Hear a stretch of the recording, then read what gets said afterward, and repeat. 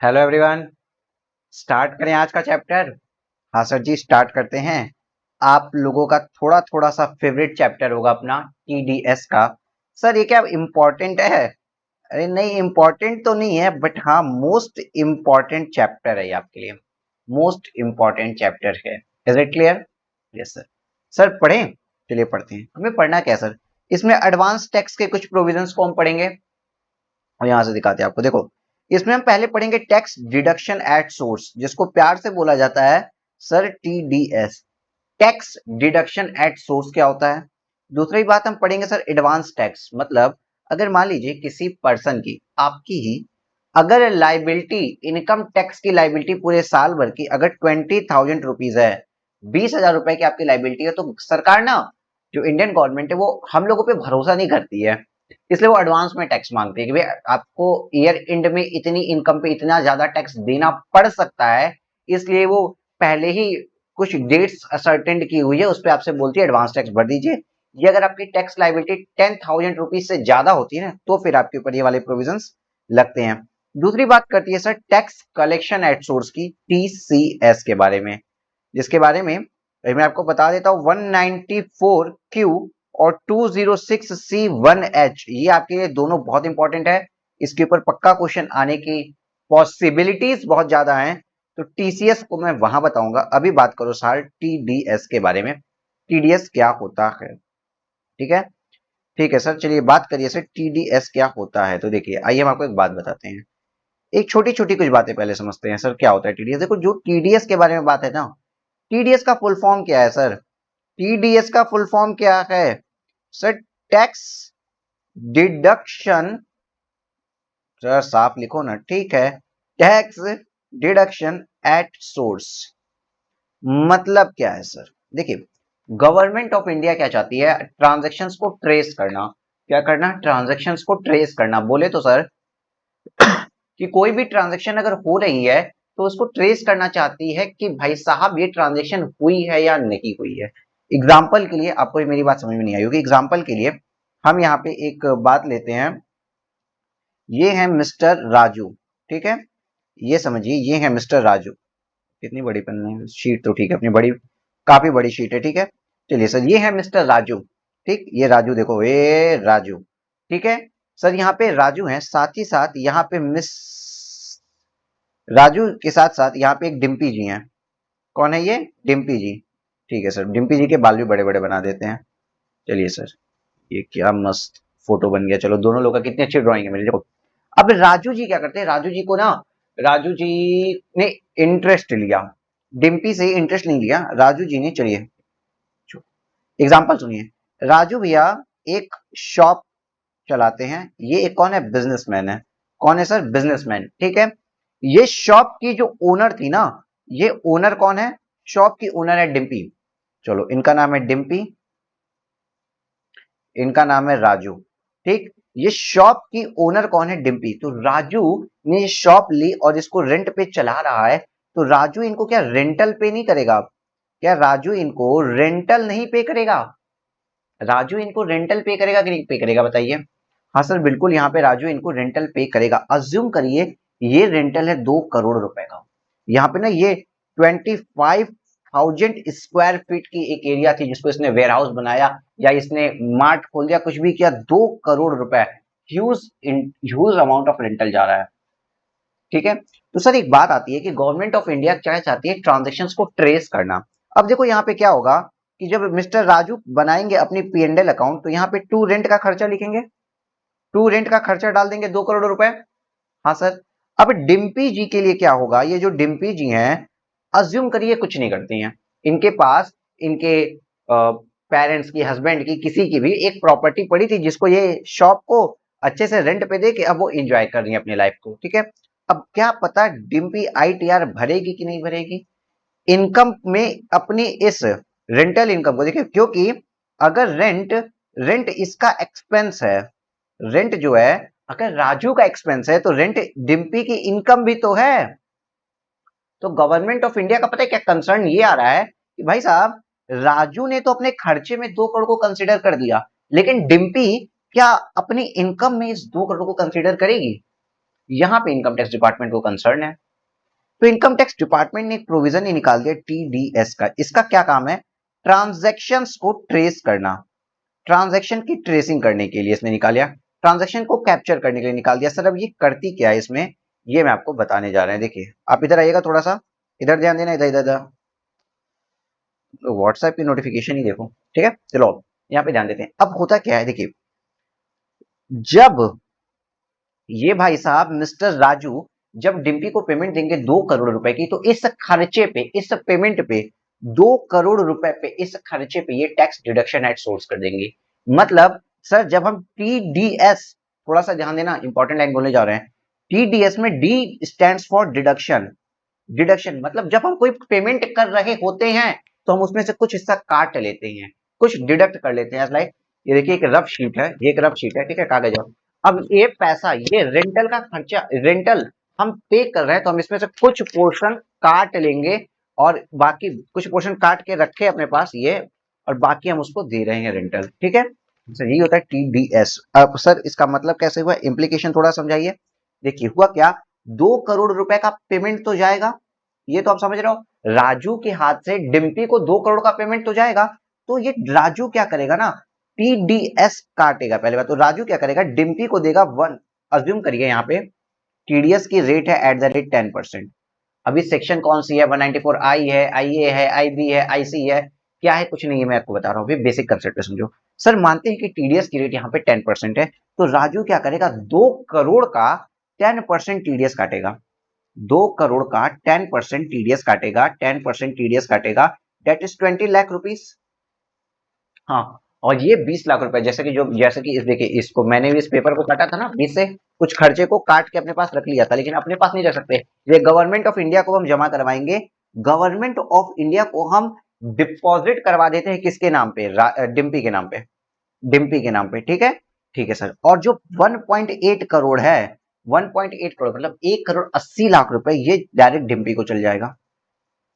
ठीक है सर, ये डायरेक्ट डिम्पी को चला गया। समझ में आ रहा है? अब देखो क्या हुआ, मतलब सर जो मेरा खर्चा था, राजू का जो खर्चा था, 2 करोड़ रुपए का खर्चा था, राजू के पॉकेट में से तो 2 करोड़ रुपए ही गए, राजू के पॉकेट में से तो 2 करोड़ रुपए ही गए, लेकिन डिम्पी के ओन पॉकेट में आए 1.8 करोड़ रुपए, और 20 लाख रुपए गवर्नमेंट ऑफ इंडिया को चला गया, लेकिन किसके नाम पे, डिम्पी के नाम पे चला गया।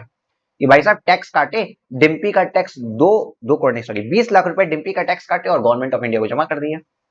अब क्या होगा इससे, ये ट्रांजैक्शन की होगी ट्रेसिंग, ट्रेस कर लिया गया इस ट्रांजैक्शन को कि भैया इतना ज्यादा रेंटल इनकम डिम्पी जी की आई थी, ये पता चल गया। अब सर ये कैसे पता चला, इस बात को समझिए। राजू को, राजू अगर ये 2 करोड़ रुपए रेंटल इनकम दिखाता है, तो डिम्पी ये भी तो कह सकती थी, कहती नहीं नहीं हमको तो रेंटल इनकम 1 ही करोड़ हुई है। लेकिन अब अगर राजू ने 10% टीडीएस काट दिया, तो डिम्पी कही नहीं सकती है कि मेरी इनकम 1 करोड़ थी। अब गवर्नमेंट ऑफ इंडिया को भी पता चल गया कि डिम्पी की रेंटल इनकम 2 करोड़ रुपए थी। तो इस तरीके से भी बातें पता चलती हैं, ट्रैकिंग होती है, ट्रेसिंग होती है। अब सर मान लीजिए एग्जाम्पल के लिए डिम्पी का टीडीएस मतलब टैक्स आ गया गवर्नमेंट ऑफ इंडिया के पास, कितना सर, गवर्नमेंट ऑफ इंडिया के पास 20 लाख रुपए आ गया। और पता चलता है कि डिम्पी ने वैसे भी कुछ किया, पूरे साल भर में जो कमाए, टैक्स सेविंग बॉन्ड्स लिए, दुनिया भर के काम किए, और डिम्पी की टैक्स लाइबिलिटी, साल भर की डिम्पी की टैक्स लाइबिलिटी पता है कितनी आ रही है, सुनो सुनो सुनो, इधर इधर बहुत इंपॉर्टेंट बात, साल भर की डिम्पी की टैक्स लाइबिलिटी आती है सर 27 लाख रुपीस, ठीक है। तो अब क्या होगा, जब टैक्स जमा करना होगा ना, तो देखो बॉस, देखिए माइनस टीडीएस, गवर्न डिम्पी की टैक्स लाइबिलिटी आई 27 लाख रुपीस, 27 लाख रुपए डिम्पी गवर्नमेंट ऑफ इंडिया को देगी, लेकिन 20 लाख रुपए पहले से टीडीएस कट गया, गवर्नमेंट ऑफ इंडिया के पास है, तो माइनस टीडीएस जो अमाउंट गया 20 लाख डिडक्ट हो जाएगा, और 7 लाख रुपए ही टैक्स पेबल आएगा। अब डिम्पी को केवल 7 लाख रुपए गवर्नमेंट को देना पड़ेगा। अगेन पूरे साल भर का टैक्स लाइबिलिटी 27 लाख आ रहा था, बट 20 लाख का टीडीएस कट चुका था, मतलब गवर्नमेंट ऑफ इंडिया के पास वो पहुंच चुका था। तो डिम्पी को अब कैश में, कैश मतलब ऐसे ही बोल रहे हैं, बैंक के थ्रू या चालान के थ्रू जाता है, तो डिम्पी को अब टैक्स पेबल सिर्फ और सिर्फ 7 लाख रुपए का ही करना पड़ेगा। Is it clear? Yes sir. लेकिन सर एक और कंडीशन हो सकती है। अब क्या कंडीशन हो सकती है सर, एक कंडीशन ये हो सकती है कि मान लीजिए साल भर होने के बाद 31 मार्च 2022 को पता चलता है दैट इज प्रीवियस ईयर 21-22 के लिए हमको पता चलता है कि डिम्पी कितना कितनी इनकम है, अच्छा इतनी इनकम है, तुम्हारी टैक्स लाइबिलिटी आ रही है ओनली 7 लाख रुपीज। डिम्पी की टैक्स जो 7 लाख मैचिंग अमाउंट हो जाएगा, डिम्पी की टैक्स लाइबिलिटी आती है 8 लाख रुपीज। लेकिन डिम्पी की टैक्स लाइबिलिटी तो 8 लाख रुपए आ रही है, लेकिन गवर्नमेंट ऑफ इंडिया के पास तो डिम्पी के नाम का कितना रुपया पड़ा है, 20 लाख रुपए पड़ा है। तो सर यहाँ पे क्या होगा, डिम्पी के नाम का गवर्नमेंट ऑफ इंडिया के पास कितना पड़ा है, टीडीएस का अमाउंट 20 लाख रुपए पड़ा है। तो गवर्नमेंट ऑफ इंडिया पता है क्या करेगी, डिम्पी को एक्सेस जो भी अमाउंट था ना, एक्सेस अमाउंट वो रिफंड करती है, वो भी विथ इंटरेस्ट रिफंड करती है। मतलब 12 लाख रुपए डिम्पी को रिफंड कर दिया जाएगा। इतना क्लियर हुआ कि नहीं क्लियर हुआ? हाँ सर क्लियर हो गया। सर अब छोटी छोटी कुछ और मोटी छोटी छोटी मगर मोटी बातें आइए। सर एक बात बताइए, अगर ये राजू जब रेंट पे कर रहा है, ठीक है, तो टीडीएस काटे ही ना तो हम क्या कर लेंगे, काटना पड़ेगा। इनकम टैक्स डिपार्टमेंट ने कह दिया भाई काटना पड़ेगा। सेक्शन पीजीबीपी में भी मैंने आपको पढ़ाया था कि इन खर्चों पे जब भाई ऑडिटर तो बुक्स ऑफ अकाउंट चेक करेगा ना, ऑडिटर जब भी बुक्स ऑफ अकाउंट चेक करेगा तो वो देखेगा कि सारे खर्चे सही सही हैं कि नहीं है। तो मैंने बताया था आपको पीजीबीपी में कि अगर किसी एक्सपेंस पे टीडीएस कटना होता है, अगर किसी खर्चे पे टीडीएस कटना है और वहां पे टीडीएस डिडक्ट नहीं हुआ तो 30% ऑफ एक्सपेंस डिसअलाउड हो जाता है। मतलब अगर राजू भैया ये जो हैं, अगर ये 2 करोड़ का जो रेंट दे रहे हैं, अगर इस रेंट पे 2 करोड़ पे टीडीएस नहीं काटेंगे तो 2 करोड़ की जगह इनका 30% खर्चा डिसअलाउड हो जाएगा। मतलब 60 लाख का खर्चा इनकम टैक्स एक्ट में अलाउड नहीं होगा और टू रेंट केवल 1.4 करोड़ ही कर पाएंगे। इनका 60 लाख रुपए से प्रॉफिट बढ़ जाएगा, अगर आप समझ पा रहे हो तो भैया इनको टीडीएस की कंप्लायंस तो करनी पड़ेगी ताकि ये पूरे खर्चे का डिडक्शन ले सकें। अगेन इनको टीडीएस की कंप्लायंस करनी पड़ेगी जिससे ये पूरे खर्चे का डिडक्शन ले सकें। ठीक है, मतलब 2 करोड़ का खर्चा किए हो भाई और 2 करोड़ रुपए का डिडक्शन लेना है तो आपको टीडीएस लॉ को कंप्लाई करना पड़ेगा। तो राजू भैया तो टीडीएस लॉ को कंप्लाई करके ही रहेंगे और राजू के टीडीएस लॉ को कंप्लाई करने के कारण हमको डिम्पी की एग्जैक्ट इनकम पता चल गई है। क्लियर हो गया? हाँ सर। और क्या मैंने आपको बताया था कि हम इनकम काट लेते हैं। देखो मैंने ऐसा बताया था कि मैं जो पेमेंट करने वाला उसमें से एक हिस्सा काट के मैंने रखा और गवर्नमेंट को जमा करा दिया डिम्पी के नाम पे। ये जो पेपर फाड़े हैं ये थ्रैश पेपर था, 1 सेकेंड, वेस्ट पेपर था। आई मीन ये पेपर उड़ भी रहे। चलो पेपर मैंने रख दिया वापस। ओहो भाई कितना बाहर आओगे पेपर बार बार। ठीक है, यहाँ तक की बात समझ में आ गई। अब सर एक बात बताइए, सर अब एक बात बताइए, सर ये कहाँ, अच्छा ये भाई टीडीएस का मतलब आपको समझ में आया कि टीडीएस क्या है? सर टीडीएस में एक लाइन में लिखना चाहूंगा। देखो मेरे साथ कभी कोई कुछ भी नहीं लिखेगा, केवल क्वेश्चन पॉइंट्स लिखेगा। आप लोगों को पीडीएफ मिल जाएगी मेरे एप्लीकेशन के ऊपर ही, पीडीएफ से सब कुछ देख के आप लिख सकते हैं या फिर यार अगर मोबाइल एक्सेस है तो अनलिमिटेड व्यूज है, पॉज करके पीछे करके फिर से लिख लेना, बट मेरे साथ मत लिखिएगा। मेरे साथ सिर्फ कैलकुलेटर और क्वेश्चन पॉइंट्स लिखना है। एक लाइन हिंदी में हम प्योर लिखने जा रहे हैं कि सर कहाँ टीडीएस के लिए, इस लाइन को हम लिखते हैं, देखो टीडीएस के लिए हम क्या लाइन लिख रहे हैं, देखिए हिंदी में, कहाँ किस खर्चे पे, किस खर्चे पर कितना और कब टीडीएस, अरे यार फिर से लिख देते हैं, बहुत बड़ा हो गया था। अगेन देखिए, कहां किस खर्चे पर, कहां किस खर्चे पर कितना और कब टीडीएस कटेगा। अब एक सेकेंड थोड़ा सा यहाँ पे आ जाना, ध्यान देके, कटेगा। ठीक है सर। मतलब क्या है सर, कहाँ टीडीएस काटे, एवी जहां मन करे वहां टीडीएस काटे। सर हम जा रहे थे ना कल ना, मैंने ना एक मैगी खरीदी, मैगी का जब पेमेंट किया तो हम टीडीएस काट ले, नहीं। इनकम टैक्स एक्ट बताया है कि आपको कहाँ कहाँ काटना है, वो टैक्स में स्पेसिफाइड किया गया है, आपको केवल उन्हीं जगहों पे टीडीएस काटना है, हर जगह अपने मन से नहीं काटना है। किस खर्चे पे काटना है बताइए भाई, गवर्नमेंट किस खर्चे पे काटना है। जैसे कि उसने बता दिया रेंटल, अगर आप किसी को पेमेंट कर रहे हो, देखो खर्चा बोल रहे हैं, पेमेंट पे ही कट रहा है टीडीएस, क्योंकि पैसा दे रहे हो तभी ना कुछ काट के गवर्नमेंट को दे पाएंगे आप। तो रेंट पे देते हैं या फिर इंटरेस्ट का खर्चा कहीं हो रहा होता है या तो फिर सर कमीशन इनकम पे दे रहे होते हैं, प्रोफेशनल एक्सपेंसेस पे दे रहे, कमीशन पेमेंट पे दे रहे होते हैं, प्रोफेशनल एक्सपेंसेस पे हम टीडीएस काटते हैं। तो इस तरीके से कुछ स्पेसिफाई की गई है डिफरेंट सेक्शंस में बताया गया है कि किन किन खर्चों पे कटेगा। इस चीज को भी हम देखेंगे। पर कितना कटेगा साहब, किस रेट से कटेगा, तो बताया गया है कहीं पे 2% का टीडीएस रेट होता है, कहीं पे 5% का टीडीएस रेट होता है, कहीं पे 10% का टीडीएस रेट होता है। ये बताया गया है कि किस रेट से आप काटेंगे। मान लेते हैं कि जैसे अभी 2 करोड़ रुपए का था, मैंने बोला 2 करोड़ रुपए के रेंटल पेमेंट पर हम 10% का टीडीएस काट रहे हैं। तो इनकम टैक्स एक्ट बताया ना हमें, उसी तरीके से कहीं पे 5% बताएगा, कहीं पे बोलेगा 2% टीडीएस काटिए। तो ये भी हमें इनकम टैक्स एक्ट बताएगा और हमें वो लर्न करना पड़ेगा रेट्स को। ठीक है सर। कौन काटेगा सर, कौन काटेगा, तो वो भी इनकम टैक्स एक्ट बताएगा कौन काटेगा।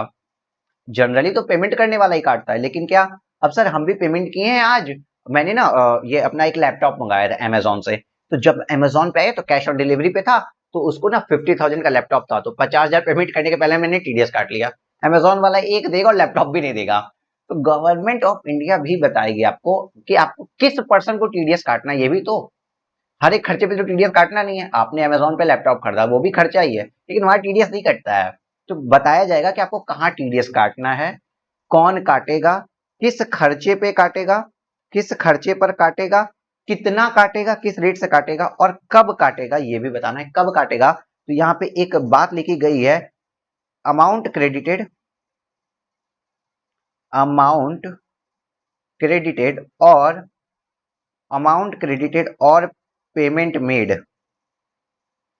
क्या सर क्या लिखते हो, अमाउंट क्रेडिटेड और payment made whichever is earlier, इन दोनों में जो पहले हो जाए। मानते हैं कि क्रेडिट किया गया था आपने 28 जून को, लेकिन आपने पेमेंट कर दिया 1 मई को, तो टीडीएस कब काटेंगे सर, 1 मई वाले के हिसाब से हम काटेंगे। ठीक है, ठीक है सर, इतना समझ में आ गया।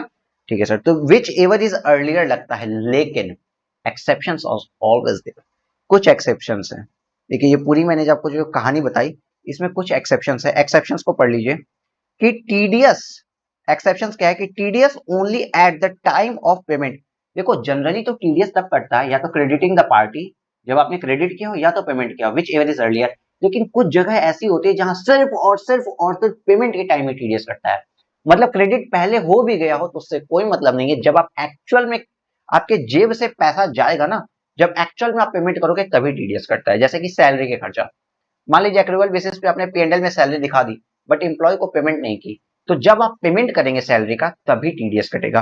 तो ये एकदम लिस्ट आप लर्न कर लीजिए। ये 7 आइटम्स ऐसे हैं, ये 7 खर्चे ऐसे हैं जिस समय जब ये अमाउंट पेड होगा तभी टीडीएस कटेगा। जैसे कि सैलरी का खर्चा होता है, एम्प्लॉय प्रोविडेंट फंड का पेमेंट होता है, maturity of life insurance policies हुई, डिविडेंड का खर्चा, कैश विड्रॉल फ्रॉम बैंक अगर आप करते हैं, compensation of compulsory acquisition of property, या तो कोई विनिंग है ना, कैजुअल इनकम यहाँ पे आपको हो रही है। तो इन सब चीजों पे सिर्फ और सिर्फ at the time of payment he TDS कटेगा, और बाकी हर जगह अमाउंट क्रेडिटेड और payment which ever is earlier के केस में टीडीएस कटेगा। इतना क्लियर हुआ कि नहीं हुआ? इस लाइन को चाहो तो आप एक बार लिख लीजिए,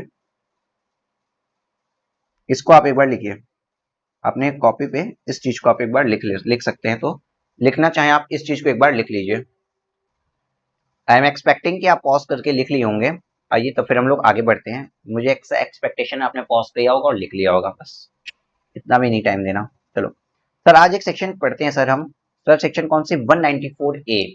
सेक्शन का नंबर याद करना पड़ेगा, हाँ करना पड़ेगा। 194A क्या बात करता है, टीडीएस ऑन इंटरेस्ट। आप इंटरेस्ट का पेमेंट कर रहे हैं, इंटरेस्ट का क्या कर रहे हैं सर, आप इंटरेस्ट का आप यहाँ पे क्या कर रहे हैं, पेमेंट कर रहे हैं, लेकिन अदर देन सिक्योरिटीज, मतलब डिवेंचर विवेंचर पे अगर कोई इंटरेस्ट है उसकी बात नहीं कर रहे हैं भाई, सिक्योरिटीज के ऊपर इंटरेस्ट की बात नहीं कर रहे हैं। आप ऐसा समझो, सिक्योरिटीज के ऊपर वाले इंटरेस्ट के बारे में बात नहीं कर रहे हैं। उसके अलावा अगर आप किसी को कोई इंटरेस्ट का पेमेंट कर रहे हैं तो टीडीएस कटेगा। मतलब मान लेते हैं सर आपने मुन्ना भाई से इंटरेस्ट पे बैंक, मतलब इंटरेस्ट पे पैसे लिए थे तो उसको पेमेंट कर रहा हूं, तो किसी भी तरीके का अगर इंटरेस्ट का आप पेमेंट करते हैं, आगे सेक्शन तो बहुत बड़ी है, मैं आपको पूरा पढ़ाता हूँ, किसी भी तरीके का इंटरेस्ट का पेमेंट करते हैं तो टीडीएस कैसे कटेगा। पहली बात, कौन काटेगा, मैंने बताया था हर कोई काटता है क्या, नहीं, कौन काटेगा, पेयर, पैसा पे करने वाले को। जैसे हम जब पेमेंट कर रहे थे, हम जब पैसे दे रहे थे तो पेयर हम थे, जो पैसा देता है वो पेयर और जिसको पैसा मिलता है वो पेई। ठीक है, ठीक है सर। तो अगर पेयर आपका एनी पर्सन है, कोई भी व्यक्ति अगर आपका पेयर है, पेयर आपका कौन है, एनी पर्सन है। इसको कलर को ठीक कर दूंगा मैं। चलिए सर, अगर पेयर आपका एनी पर्सन है, ठीक है, एनी पर्सन कोई भी पर्सन अगर पे कर रहा है और किसी रेसिडेंट पर्सन को पे कर रहा है, यहाँ पे सर एक बात आती है कि सर रेसिडेंट पर्सन ही आप क्यों कहते हो। यहाँ पे लिटरली आप लोगों को लगेगा कि सर रेसिडेंट पर्सन ही क्यों कर रहे हो। तो एक बात बताओ, क्या नॉन रेसिडेंट की इनकम भारत में टैक्सेबल हो जाएगी हर केस में। सर नॉन रेसिडेंट चैप्टर 2 में पढ़ाया था, अगर वो भारत से कमाया हो, भारत में पाया हो, या सर्विस यूटिलाइज हुई हो भारत में और उस सर्विस का कोई कंसिडरेशन मिला हो तो टैक्सेबल होता है। तो भाई साहब लेकिन उस वो टैक्सेबल तो होता है, लेकिन आप टीडीएस 194 ए में उसका नहीं करता है। नॉन रेसिडेंट का टीडीएस 194 ए में नहीं कटता, उसके लिए अलग से सेक्शन बताई जाएंगी। तो 194 ए में किसी भी रेसिडेंट पर्सन का ही टीडीएस कटता है, ठीक है। सर काटने वाला कौन है, सर मैंने बोला एनी पर्सन, कोई फर्म है, कंपनी है, बिजनेसमैन है, लेकिन कौन नहीं काटेगा, छोटा आदमी। छोटा आदमी नहीं काटेगा, ठीक है। कौन सा छोटा आदमी सर, किसको कहते हैं, छोटा बिजनेसमैन। कौन होता है सर छोटा बिजनेसमैन, देखिए अदर देन इंडिविजुअल और एचयूएफ के केस में को सब कोई काटता है, लेकिन इंडिविजुअल और एचयूएफ वो छोटे बिजनेसमैन माने जाते हैं अगर उनका टर्नओवर 1 करोड़ से कम है। ग्रॉस रिसिप्ट प्रोफेशन के केस में अगर ग्रॉस रिसिप्ट 50 लाख से कम है इन प्रीसीडिंग फाइनेंशियल ईयर, तो सर उनको टीडीएस की कंप्लाई नहीं करनी पड़ेगी। सर प्रीसीडिंग फाइनेंशियल ईयर से आपका क्या मतलब है, देखो देखिए देखिए इधर इधर इधर देखो, आप प्रीवियस ईयर 21-22 के लिए चीजें पढ़ने वाले हो ना, दैट इज असेसमेंट ईयर 22-23। हाँ सर, ये ईयर कब से स्टार्ट हो गया, 1 अप्रैल 2021 से स्टार्ट हो गया और 31 मार्च 2022 को खत्म हो जाएगा। हाँ, हम बोल रहे हैं कि इस ईयर में आपको, इस वाले साल में आपको टीडीएस की कंप्लाई करनी है कि नहीं, टीडीएस के प्रोविजंस आपको फॉलो करने हैं कि नहीं करने, इसका बेस क्या लें। हमने बोला कि भाई साहब इसके पिछले साल में, मतलब प्रीवियस ईयर 2021 में, पिछले साल में क्या आपका टर्नओवर 1 करोड़ से ज्यादा था, 1 CR से ज्यादा था, या ग्रॉस रिसिप्ट 50 लाख से ज्यादा थी। अगर पिछले साल आपका ये थ्रेशोल्ड क्रॉस हो गया, इट मींस आप एक बड़े बिजनेसमैन हो और इस साल से आप टीडीएस के प्रोविजंस को कंप्लाई करेंगे। इतना क्लियर है, यस सर इतना क्लियर है। तो यहाँ पे सीधे बात बोल दी गई कि पेयर कौन, एनी पर्सन, लेकिन अदर देन इंडिविजुअल और एचयूएफ जो छोटे बिजनेस वाले हैं। छोटे बिजनेस वाले बोले तो जिनका पिछले साल का टर्नओवर 1 करोड़ से कम और ग्रॉस रेट 50 लाख से कम थी। ठीक ठीक है सर। वो जब पेमेंट करेंगे, इंटरेस्ट के केस में कौन, जब पेमेंट करेंगे या crediting the party which ever is earlier के टाइम टीडीएस काटना पड़ेगा, लेकिन कितना, तो सर यहाँ पे रेट बता दी, 10% की रेट से टीडीएस कटेगा। 10% की रेट से टीडीएस कटेगा। इतना समझ में आया, हाँ सर इतनी बात तो हमको समझ में बहुत अच्छे से आ गई है कि 10% की रेट से टीडीएस कटेगा। तो सर यहाँ पे आइए एक बार प्लीज देखिए, इधर आना सभी लोग। अरे चलिए देखिए, हमने बोला कहाँ कौन काटेगा, ये भी हो गया। किस खर्चे पे कटेगा, तो रेंट पे कटेगा। पर कितना कटेगा, तो यहाँ पता, रेंट नहीं सॉरी इंटरेस्ट पे कटेगा। कितना कटेगा, तो 10% कटेगा। कब कटेगा, तो सर क्रेडिटिंग द पार्टी और payment which ever is earlier कटेगा। ठीक है, यहाँ तक की बात समझ में आ गई। लेकिन अब कुछ कंडीशंस भी हैं, स्पेशल पॉइंट्स, एक्सेप्शंस, कि सर इस समय टीडीएस नहीं कटेगा। मतलब सर इंटरेस्ट का पेमेंट 100 रुपए कर रहे हैं, टीडीएस काट लेके आ रही, क्या मजाक करते हो सर, वहां पे भी तो कुछ अमाउंट की लिमिट होगी ना। इंटरेस्ट का खर्चा 2 रुपए कर रहे हैं, काट दे क्या, 50 रुपए इंटरेस्ट का खर्चा कर रहे हैं, काट दे क्या, ऐसा नहीं होता है। तो भाई गवर्नमेंट ने बोला, आपकी इनकम टैक्स एक्ट बोलता है कि अगर इंटरेस्ट का अमाउंट, अगर देखिए interest paid by the bank, post office, cooperative society, अगर जो भी इंटरेस्ट आप पेड बाय बैंक, अगर इंटरेस्ट बैंक पे कर रहा है, देखो आ जाओ जाओ सभी लोग इधर इधर इधर इधर, बहुत इंपॉर्टेंट है। पेड बाय बैंक, बैंक पे कर रहा है आपको, मतलब आपका सेविंग बैंक अकाउंट रहा होगा, आप बैंक को पे नहीं कर रहे हैं, बैंक आपको पे कर रहा है। यहाँ पे समझो, आप बैंक को पे नहीं कर रहे हैं। देखिए देखिए यहाँ पे इधर सुन लो, छोटी सी बात, बच्चे बहुत तगड़ा कंफ्यूज होते हैं यहाँ पे। कुछ बच्चों को ये लगता है ना कि सर हमने एक लोन लिया, कुछ बच्चों को लगता है ये है मिस्टर राजू राजू भैया है, ठीक है, राजू भैया ने लोन लिया, हाउस लोन लिया है 2 करोड़ रुपए का, जिसका वो इंटरेस्ट पे कर रहे हैं, 20 करोड़ करते हैं इसको हम, हाउसिंग लोन ले लिया है 20 करोड़ रुपए का, जिसका वो 10 लाख रुपए का इंटरेस्ट पे कर रहे हैं। तो सर राजू इंटरेस्ट पे किसको कर रहा है, बैंक को कर रहा है। तो यार बैंक को कर रहे हो, टीडीएस का रीजन है ट्रांजेक्शन को ट्रेस करना। जो ट्रांजेक्शन बैंक के थ्रू होती है वो तो ऑटोमेटिकली ट्रेस हो जाती हैं। तो भैया जब राजू बैंक को 10 लाख का पेमेंट कर रहा है ना इंटरेस्ट का, किसका, इंटरेस्ट का, तो टीडीएस नहीं कटता है। बैंक हो, पोस्ट ऑफिस हो, कोऑपरेटिव सोसाइटीज हो जो बैंकिंग बिजनेस में एंगेज है, मतलब कोई पर्सन अगर बैंकिंग या फाइनेंशियल इंस्टीट्यूशन इन लोगों को जब पे करता है तो भैया उसको तब टीडीएस नहीं काटना है। ये समझिए, आपने आपकी सीसी अकाउंट है, आपका हाउसिंग लोन है, आपने कोई बिजनेस लोन लिया है, कार लोन लिया है, अगर आप इंटरेस्ट पे कर रहे हो बैंक्स को, पोस्ट ऑफिस को, कोऑपरेटिव सोसाइटी को जो बैंकिंग बिजनेस में एंगेज है, तो आप टीडीएस नहीं काटते हैं। ये प्रोविजन कहाँ आ गई? अब बैंक आपको पे कर रहा है, जब मतलब बैंक आपको पे करता है किसी भी इंसान को उसके डिपॉजिट्स वगैरह पे, सेविंग डिपॉजिट उसका था 5 करोड़ की एफडी थी, 20 करोड़ की एफडी थी, जब वहां पे बैंक पेमेंट करता है ना, देखिए, if interest paid by bank, post office और कोऑपरेटिव सोसाइटी, कौन सी कोऑपरेटिव सोसाइटी जो कि बिजनेस में, इसमें बैंकिंग बिजनेस में इंक्लूड होती है, और वो 40,000 रुपए तक का पेमेंट करता है तो टीडीएस नहीं लगेगा। लिखे हम नो टीडीएस, मतलब 40,000 रुपए के अगर ऊपर पेमेंट करेंगे तो ही टीडीएस आएगा। देखिए यहाँ पे लिखा है टीडीएस अप्लाइड होगा अगर 40,000 1 रुपए की पेमेंट हो गई, तो 40,000 रुपए की पेमेंट हुई तो टीडीएस नहीं लगेगा। साथ ही साथ अगर वो पर्सन रेसिडेंट इंडिविजुअल है और वो सीनियर सिटीजन है, नॉन रेसिडेंट सीनियर सिटीजन की बात नहीं कर रहे हैं भाई, टैक्सेस थोड़ा डिफिकल्ट है, इधर सुनो। अगर वो रेसिडेंट और सीनियर सिटीजन है तो 50,000 रुपए भी अगर उसको इंटरेस्ट के मिल गया ना साल भर में, तो भी तो भी टीडीएस नहीं कटेगा। लेकिन 50,000 1 रुपया हो गया तो टीडीएस कट जाएगा। क्लियर है? यस सर, क्लियर है। साथ ही साथ अगर इंटरेस्ट क्रेडिट और paid in financial year does not exceed 5,000 रुपए, अप टू 5,000 रुपए तक भी नहीं कटेगा। मतलब सुन लीजिए, इधर आइए, ये जो पर्सन था इसने लोन लिया है बैंक से, पोस्ट ऑफिस से या किसी कोऑपरेटिव सोसाइटी से, ठीक है, ठीक है। तो सर इसके केस में हम देखते हैं ना कि अगर लोन का अमाउंट 40,000 रुपए तक है, सॉरी इंटरेस्ट का अमाउंट 40,000 रुपए तक है और सीनियर सिटीजन के केस में 50,000 रुपए तक है, तो इंटरेस्ट के अमाउंट पे कोई भी टीडीएस नहीं कटेगी। लेकिन सर लोन नहीं लिया था, आई एम सॉरी,